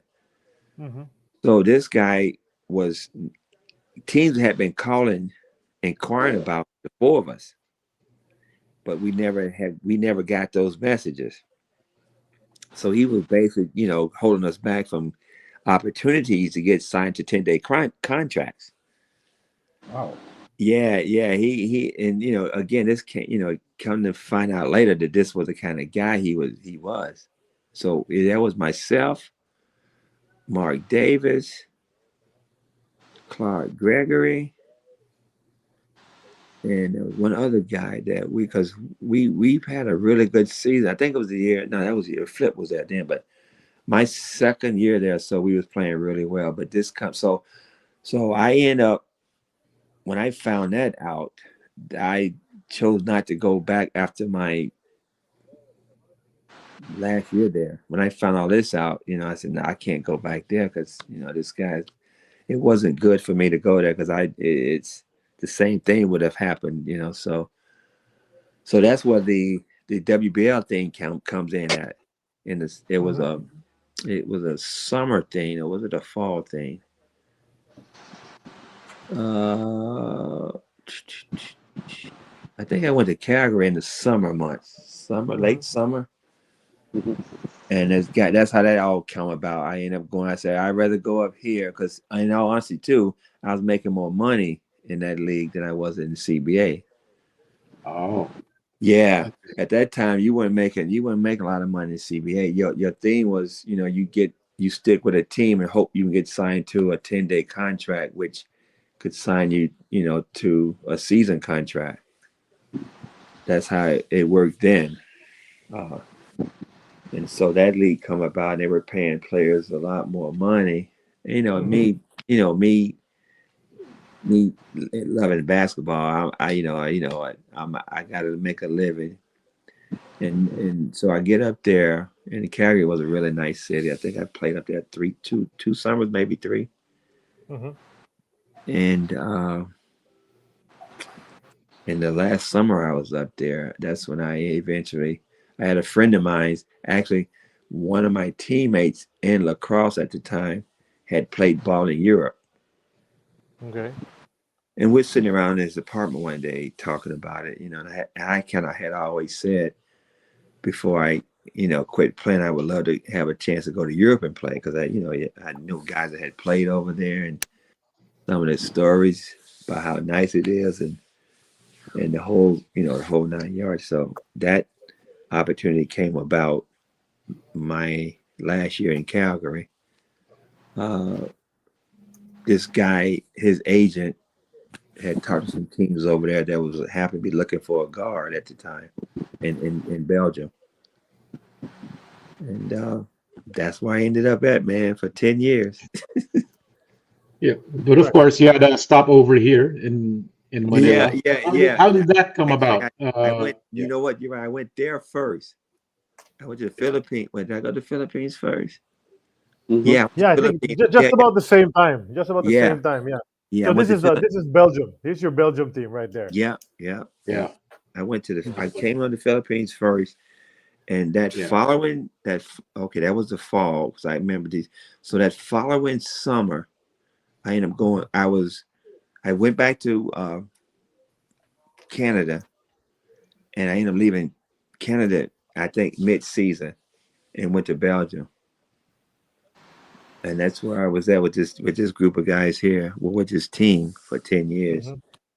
Well, no, I was with them 8 years. I played in another city my last 2 years over there in Belgium. Yeah. Yeah. Yeah. But first, let's talk about this part of your Yeah, check career check right that out. I now found a because couple of photos, Carlos. Oh yeah. my gosh. So when how did you first hear about the PBA and when you Oh were my offered a spot, God. a contract with Alaska? What's your reaction? Did you even So know about the PBA?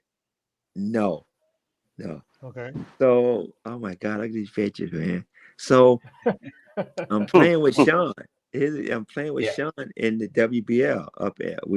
Right, right. He We was a were WBL playing. guy. Because it's because Sean had been trying to get me to come over there like a year before that, and Okay. I kind of brushed him off. I was like, "Yeah, man, let me think about it. Let me think about it." I was like, "I'm not going to Philippines." And so the following summer comes around. The second following summer comes around. He said, "Come on, man, you gotta go. It'd be a good spot for you, man. My team, but he's selling it hard." So we're in Youngstown, Ohio. At this point, this second year when he was still talking to me about it, I had started to warm up to it at that point. I'm like, you know what? Maybe I could go there. Maybe So I'm warming up to it.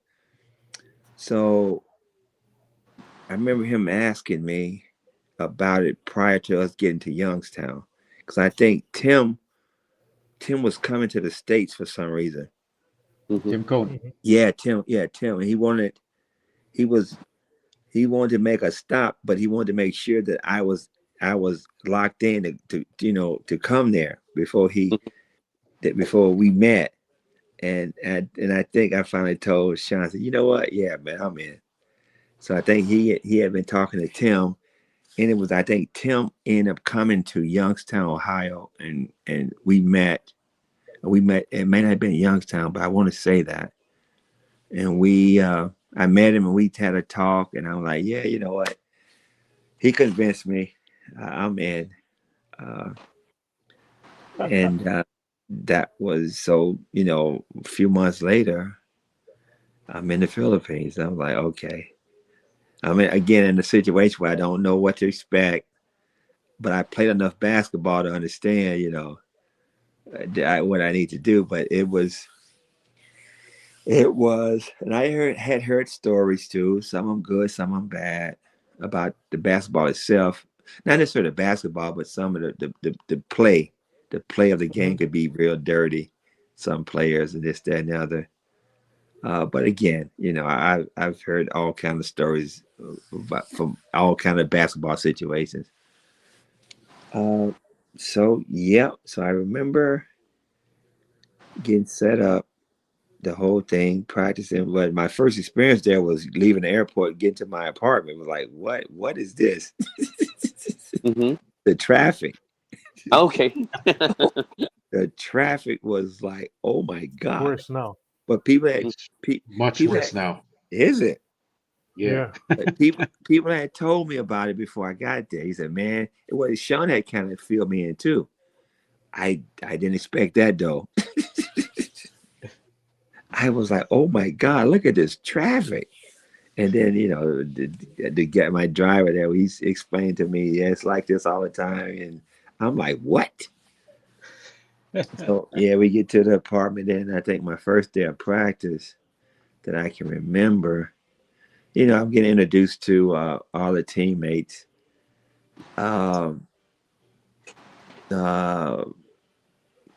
Frankie was playing. That was birthday today. Paul Alvarez was a rookie then. Yeah. Who was my big guy? There's a rook there. Yo-Yo Villamin. Yeah. Villamin. That's him there. He's being pushed by Sean and Winston Crate. Yeah, he so he had the reputation of being the tough guy, the mean guy, whatever. So he looking at me kind of like real crazy, like, oh, you another typical American. So I had to kind of win him over, and we had Cabaho was there, right? The shooter. Cabaho, the shooter. Yes. That's what I was thinking about. Yeah. There you go. And we had another another little point guard behind Frankie. Rick Marata. Who? Marata. Okay. He was Marata. He looked small guy, but he was feisty. Yeah, that's him. That's him. So, but Carlos, that was Tim's second year in coaching. How was it like? It was great. Like greenhorn at that time? Was he still like a neophyte? It was great. No, because when I got there, I knew what I could do, but my thing was winning those guys over, being a teammate. And as we got to playing and practicing and stuff, see, I love to pass the basketball. And I would always, get the ball to guys where they could shoot and make baskets. So they started liking that. So, but then, here comes the part where I remember Sean was telling me, like, look, you got to score points over here, man. You won't be here long. That's okay. And so it took me about 2 weeks to adjust. Because my first game over there, I think I passed out the second half of the game. I had nothing left in my tank. And that was after I hadn't been there that long. I don't know who we played. I played the first half. I could manage that. The second half, if you guys, and I'm not sure if there's any pictures around it, but there had pictures of me on the bench. They had towels and stuff on my neck and on my head. But I had nothing. And I think the press ate me up too, boy, about that. Oh, yeah, most likely, yeah. Yeah, they ate me up. I'm sitting, I think in the paper they had a picture of me on the bench, kind of stretched out with towels on my head and on my neck. But it took me about 2 weeks to adjust to the time difference and everything. And then once Yeah, once I got adjusted, man, it was like we got it rolling, man. Yeah, you guys made the finals at conference, if That's I'm not right. mistaken. You Yeah. did. You went up 2-0. Yeah, But we yeah, you mentioned lost, earlier. Yeah, huh? go Go ahead. go Go go. ahead. Now, you mentioned earlier that you had already heard about the physicality of the PBA, but when you first played your first game in the PBA, do you remember who sort of welcomed you and introduced you to the physical brand of the PBA? Oh God, no, no, I don't remember. I do remember that one of my Michael Phelps was playing with San Miguel, I think. Yeah, Yes. Yes. Mike Yes. used to play with me. He played with me a little bit up in Calgary, in Mm-hmm. Canada for a bit. But no, I don't. I don't remember. Honestly, it wasn't too bad either because I kind of had, I was able to do. I was really aware of that style of play, but I don't remember if. I mean, I had my moments, but I don't Yeah. remember. Yeah. Uh, oh God, I don't remember. No, but I Yeah, do. you played against some pretty good imports. You see Winston Kreit there trying to box you out. Strong, Yeah, Mm-hmm. strong player. Winston, And then of course Darren Queenan, Rob Rose. Darren, You faced them yeah. in the finals. What's his You know, name was with Pure Foods at the time? oh, Russell Walker, Walker Russell. Walker They Russell. had Walker Walker Russell. Russell. Yeah, He was eventually was replaced. Yeah, he Yeah, he was was with Pure. replaced by Rob Rose, right?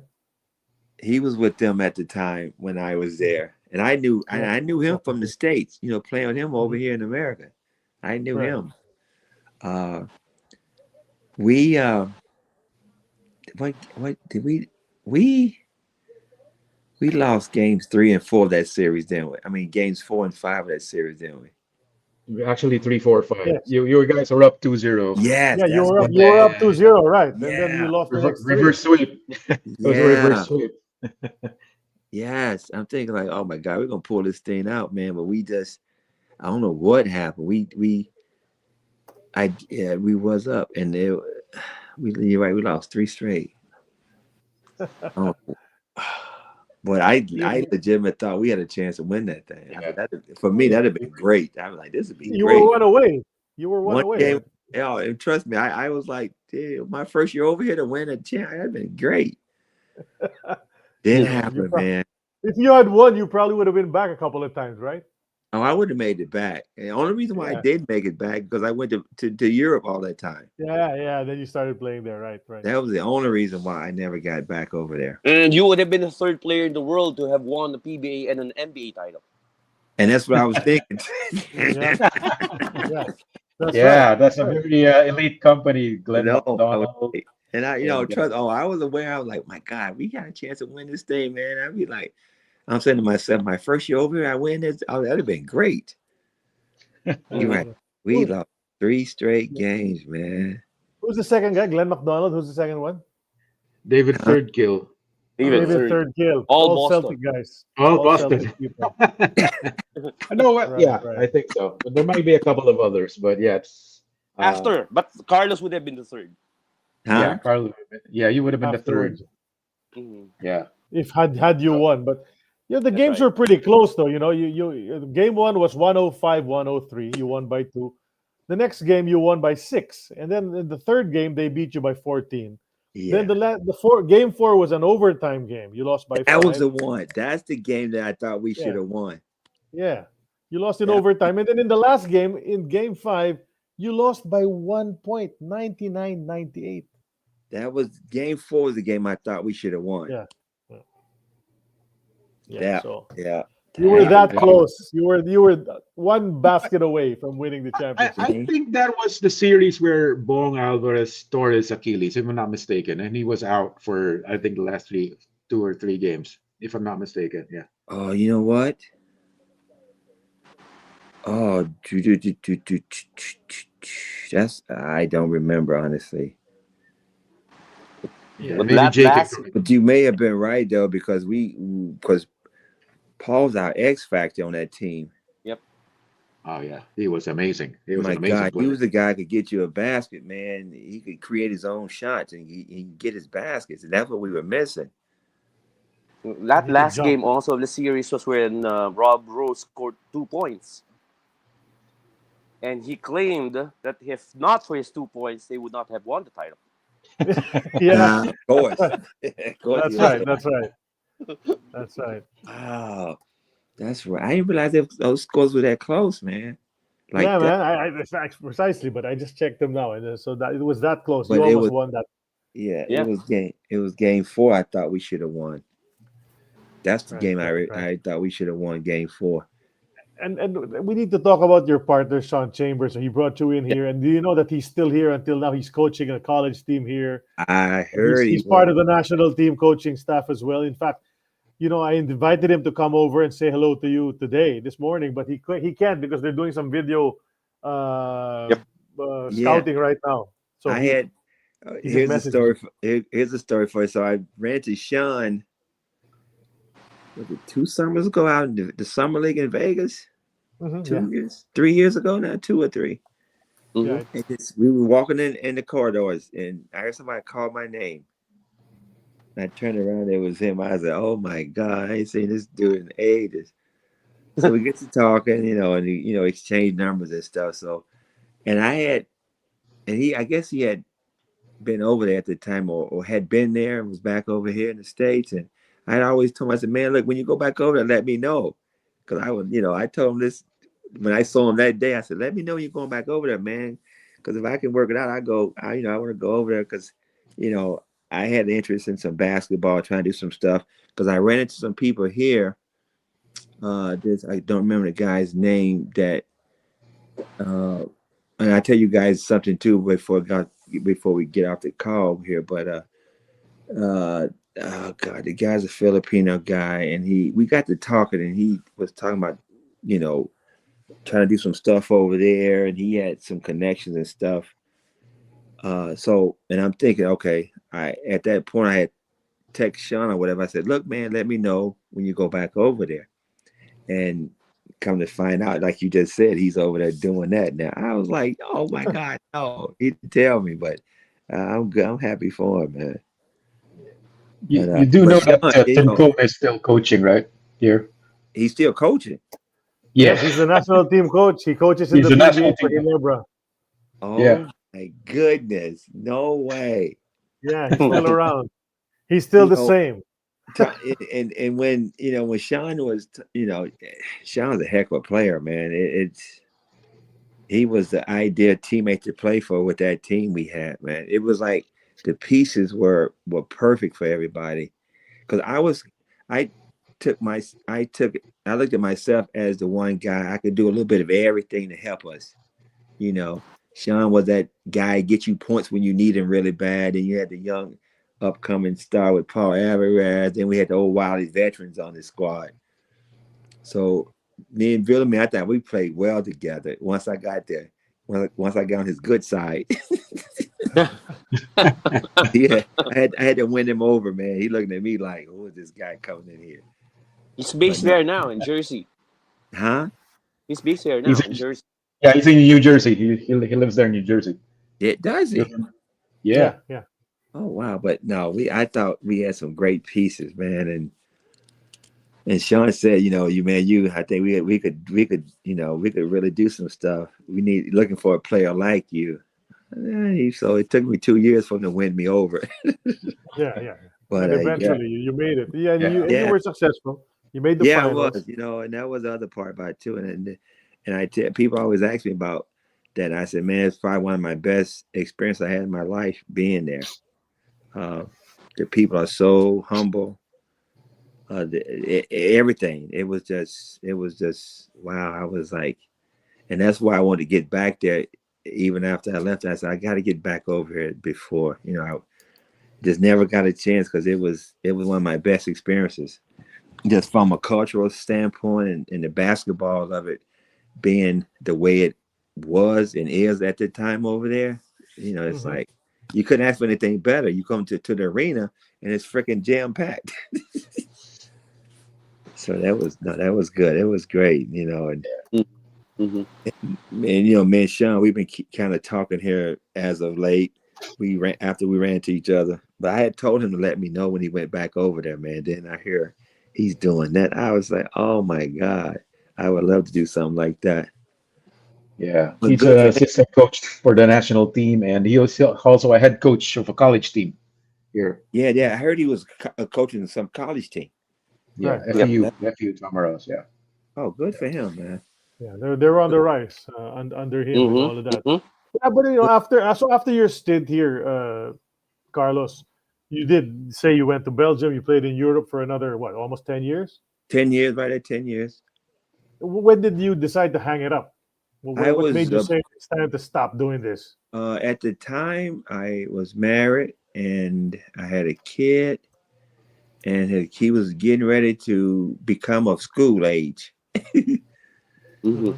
which means he was getting ready to start school at 6, 7, 8 years old. So, and plus I was right at 40.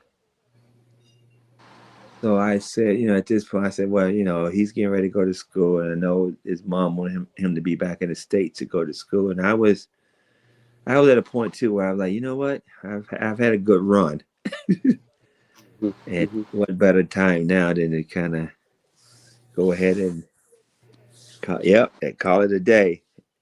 Hmm. And Yeah, but basketball never left you. I mean, oh you no, actually no, are still involved. You told me the other day you're yeah, still coaching. Here's a pic of you trying to teach some kids. yes, I've been involved since I left there. I had just I was coaching. Matter of fact, I had the opportunity to coach my son when he was in high school. Uh, Nice. so I got so I was able to do that here and we've been in Naples for 20 since '02. We've been moved So down it's here. warm.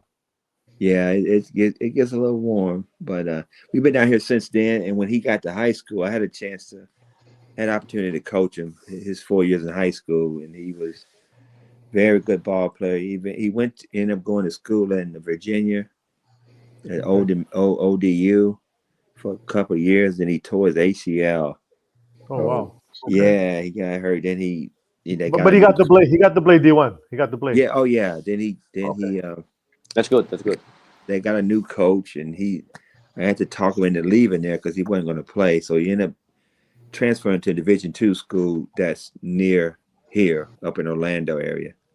Okay. Rollins Division II. So he finished out up there, and now he's just working. So he had a Was he chance. was he taller than you? He's about my Was height, he actually okay? about my About the same. But yeah, plays the same yeah, position. yeah, yeah, yeah. Okay. About Just my like height. that. Okay. Yeah, he's a righty and I was a lefty. Okay. Yeah. That's the difference. I always remember you with your left-handed jumper. Yep. Yeah. Yep. So yeah, Okay. no, I've always been around the since. I coached him, and even after him, I did what we call spring ball over here, travel basketball. I did Hmm. that, and I do personal training with kids too. To this day, we both do it. Actually, he's here in Naples too, so we kind of started our own little business doing that. Uh, I do it more than he does because he works a lot. His time he didn't have the time really to get to it like Hmm. he did a year or two ago. Yeah. So I'm I, always busy, during the basketball seasons around here because I'm an assistant coach over at one of the private schools here in Naples. See, it's still in your system, and we did off the air before we went on earlier. You're talking about college basketball and all the teams that you're rooting for, all these players that you're expecting who might go top 10 in the NBA draft. So Mhm. I'd like everyone to know that Carlos Clark is very much involved and still very much interested in basketball until Oh, now. absolutely. Oh, Right? absolutely. I told that's why I said to Sean, man, if something comes up, man, let me know about it. 'Cause I don't know. I I will would, remind him about that when I see him. oh, Might see him absolutely. tomorrow. Might Yeah, see him you tomorrow. absolutely please do. But Yeah. no, I'm still involved, man. I like we talked yesterday. I kind of keeps me in shape too a little bit. Right. I'm out Right. doing our practice sessions. Sometimes I'm out, I'm out there running around and doing certain things. So it keeps me young, so to speak. Yeah, you've come a long way from those pics at Ole Miss with a little bit of afro and a mustache. Oh, You've come a long please, way from that. But hey, that coaching may cause me to lose all my hair. all these kids are driving you nuts, huh? Yes, sir. Yes, sir. That's right. People ask me that when they ask me that, I was like, they're coaching to do that to you. We hope you can visit the Philippines sometime soon and then make Right. that trip that This- you've been wanting to do. This picture right here, you guys got up. That was my first year at the high school my son went to. Okay. I guess I'm demonstrating some defensive stuff. I don't know, but that's my first year coaching at this high school here in town. Well, yeah, man. I will forever be part of this basketball thing till I leave this earth. It's I've had an opportunity to travel and see the world. I'm blessed for that. Doing something you love to do. So I have no complaints about that. Right. Mhm. Basketball never leaves. That's why we call the show Eternity of Basketball. 'Cause Right. You put my picture out. You put my picture out in front of it too. Eternity. Right. So that's precisely what it Yeah. is, man. So, It's been guys, an eternity too, and I let's love everything. any last questions for Carlos before we enter the No, last I'm- segment of our show? I'm good. I'm Okay. good. Good. Okay, we're entering what we call now the Twilight Zone, and that means our show is about to end. But we have to do some segments before we go. Ask you some questions. And the Okay. first segment of the Twilight Zone is brought to us by Tuminugan Farm. Up in the Mhm. cool highlands of Bukidnon lies a hidden gem, Tuminugan Farm. It's the home of Hinalaban Adlay and Hinalaban Coffee and other farm-to-table goodness. It's the perfect start to your Mindanao adventure. Learn, sip coffee, or unwind in one of their cozy farm cottages. Discover the heart of sustainable living at Tuminugan Farm. Check that out. Really nice place. You could private paradise at the heart of Bukidnon. Start your Mindanao adventure there today. So take a visit. Carlos, I have a question for you. This is brought to us by Tuminugan Farm. My question is, in your opinion, who are the 5 greatest players that you've seen in your lifetime? Oh, in my lifetime? Yeah. Wow. 5. Yep. I would say Kareem. Okay. I would say Dr. J. All right. I got to put Bird, Of course. Jordan, Jordan. Mhm. Okay. and my lifetime. Give me a 5th one. I made throw Steph Curry in there because he changed the Oh, game. wow. That's he.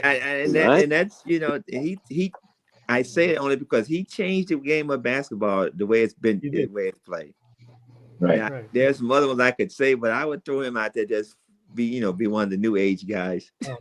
Yeah, I was about to say you were going old school. You were really going old Yeah, school. yeah, Bird, that's- Curry, Yeah, and then man. you hit us with Curry. So that's your top 5 all time, huh? Okay, I have to go with them guys, man, because growing up, and like I said, in 71, I watched, it was Al Cindor at the time play, and this guy is unstoppable. I had a chance to see younger Wilt Chamberlain play, you know what I'm saying? So Oscar Robertson, I grew up, I was a big Oscar Robertson fan back in the day too. So but that's 5. I'll stick with that 5 I got. Okay, and Kareem probably hit a hook shot over you at least once, right? Absolutely. Sky hook, baby. So that's brought to us by Tuminugan Farm. Jay Mercado, Yeah. it's your turn. All right, Carlos. You mentioned that you've been with basketball for like 45 years already. What if basketball didn't happen to you? What would you be doing now? You know what? I couldn't even answer that question, to be honest with you. I don't really know. I honestly, that's the truth. I really don't know what I would be doing, because I grew up doing it, and that's true. That's a really good question. What You course never- did you you take never- up in college? Go. What is Say your it again? course in college? What is your course in college? Oh, I was in the physical education side of it. So it's kind of sports related, It is. But honestly, man, that's a really. When I was younger, my mom thought I had a talent for drawing. So she thought she was she tried to push me to be an interior designer, something down that road, but Mhm. I wasn't having it. But That is No very way, smart no way. playing ball. no, man, that you know what? That's a really, really good question, and it's crazy because I never really thought about that. What would I be doing if it hadn't been basketball? I Mhm. that's a really good question.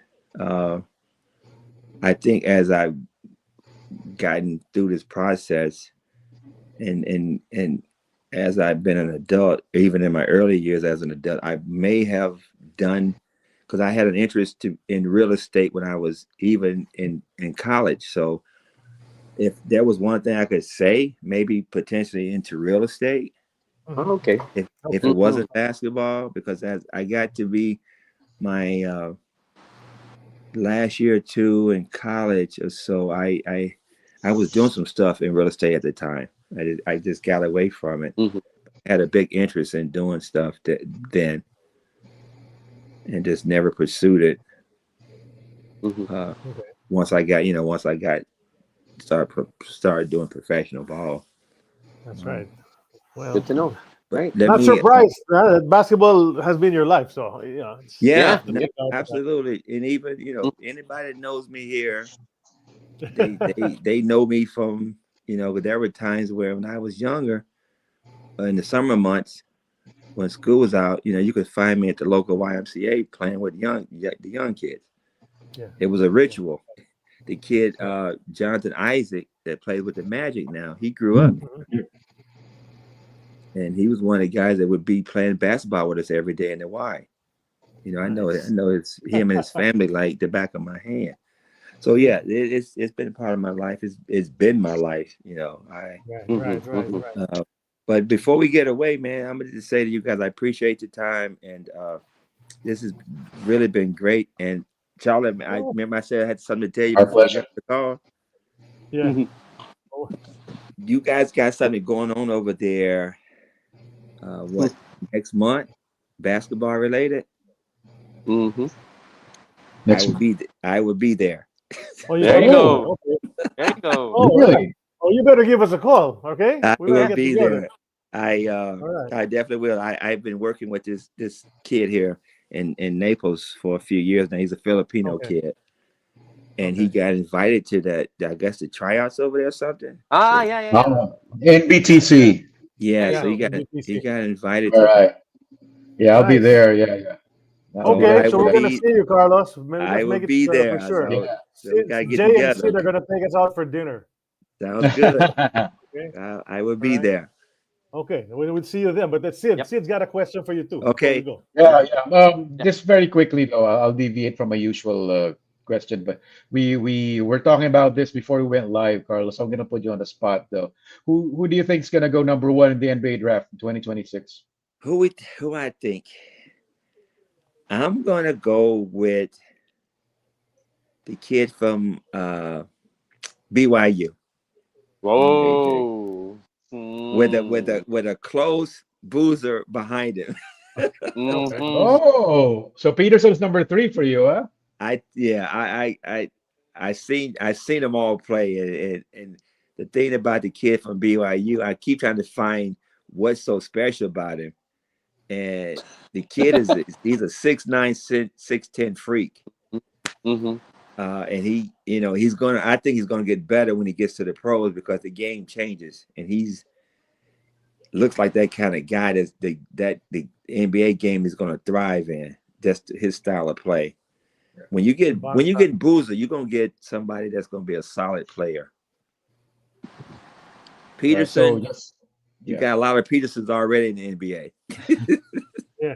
Yeah, and he's got a few missed games here and there, right? Yeah, There's some question about that. yeah, yeah. So Yeah, but just for the record, talking about AJ Dibanza, right? Bonta, yeah. Yeah, Yep. AJ That's his Dibanza.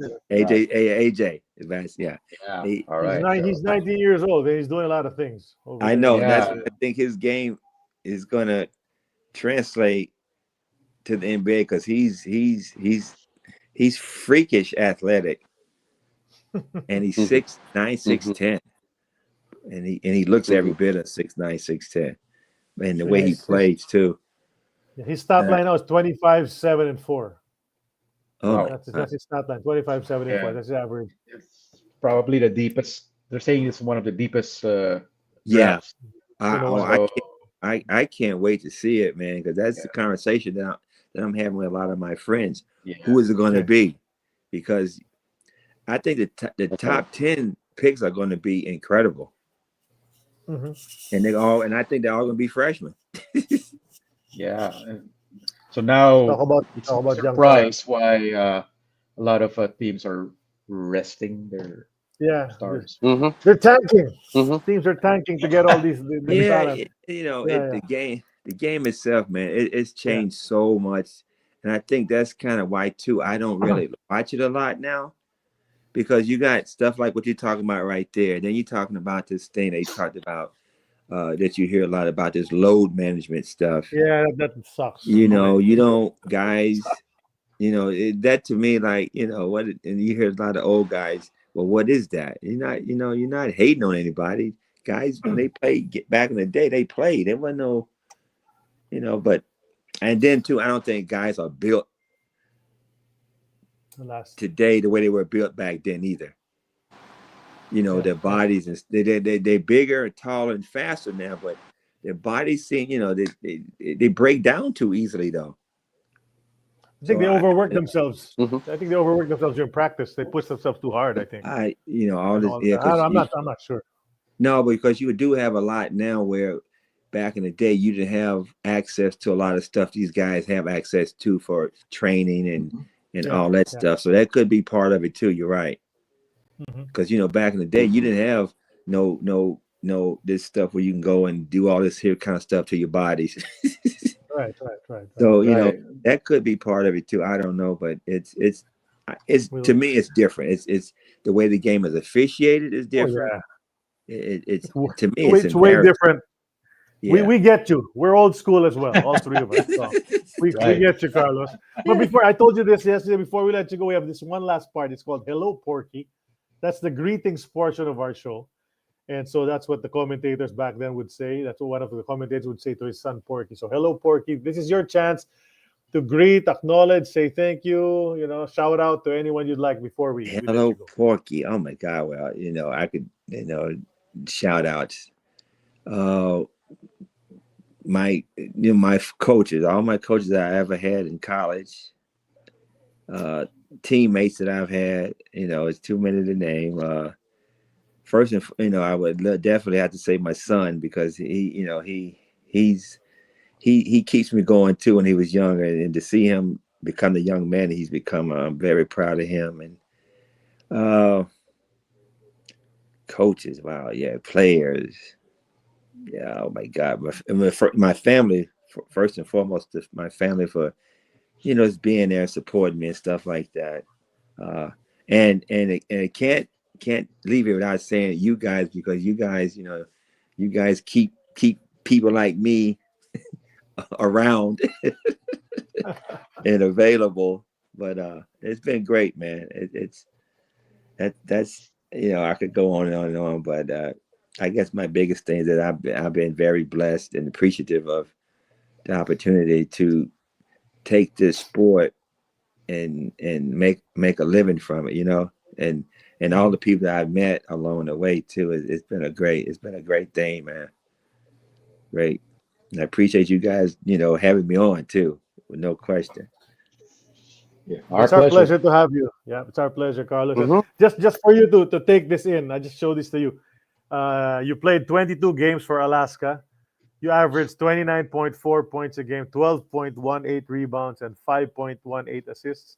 And you shot 60% from the field. Wow. 84.7 from the line, and your high was 44 points. So, whoa. Yeah. All right. So those are your stats here when you were here in the Philippines. Ooh, I can brag about that. I'm going to And you're on send the you that cover stat of the line. I'll number one send it to sports you. magazine. You were on the cover. Yeah, you were on the cover, the one we showed earlier. I'll send you the photos as well. Oh, couple please of photos. do. Please do. All right, so, And so for everyone who joined us today, that's episode 283. That's the Carlos Clark story here on Eternity of Basketball. Before we go, though, we'd like to remind everybody we're part of the Globally Ballin Network. Thanks to Aaron and to Carla in the background. We are also powered by San Miguel Corporation, San Miguel Brewery, Ginebra San Miguel in cooperation with Tuminugan Farm. Thanks to all those friends of our show. We thank the archives, the diaries, and the Sports Bureau for helping us out with the photos and information. Who had birthdays this past week in our AEOB family? Marte Saldana, Rene Canet, Mon Cruz, Derek Pumaren, Sean Chambers had his birthday yesterday. Yep. Tata Merced, Cesar Yabut, Mike Bilbao, Lambert Shell, and Frankie Lim is on the 29th. But since there's no 29th, let's greet him today. Frankie Lim, happy birthday to you. So those are our birthday celebrants. So that's episode 283. It's now in the books. On behalf of my partner, Sid Ventura, Jay Mercado, and of course, Carlos Clark. Thanks for coming on the show, Carlos. We appreciate you. Thank you, guys. Thanks, everybody, for watching. Have a great rest of the weekend. We're going to announce our next guest on our Facebook page. We'll let you know as soon as possible. Bye, everybody. I'm Charlie Cuna. Right. This is an See you Eternity soon, of Carlos. Basketball. Carlos, All right, guys. see you soon, See you man. next month. See you next Yes, month. sir. Yeah. Bye-bye. San Miguel Pale Pilsen, the beer that started it all. In 1890, the first brewery in Southeast Asia opened, brewing a high-quality beer made from the choicest ingredients, following a meticulous process. In 1913, San Miguel journeyed across Asia to export to Shanghai, Hong Kong, and Guam.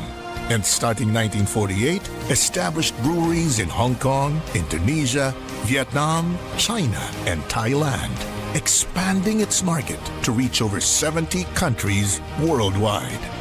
135 years of brewing excellence and winning quality awards. A champion of taste, winning the hearts of consumers here and abroad. The Filipino beer that binds the nation together. A nation that's been toasting with San Miguel for 135 years. No other beer can say the same. San Miguel Pale Pilsen. Pride of Filipinos worldwide. Nay, may bisita kayo. Nakikilala niyo ba si Robert? Apo niyo. Ikaw at ako, pinagtagpo, nag-usap ang ating puso, nagkasundong magsama habang buhay. Ikaw at ako, di nag-isa sa isa't isa. Tayo ay sumasandal, bawat hangad kayang abutin. Basta't ikaw, ako, tayo, magpakailanman.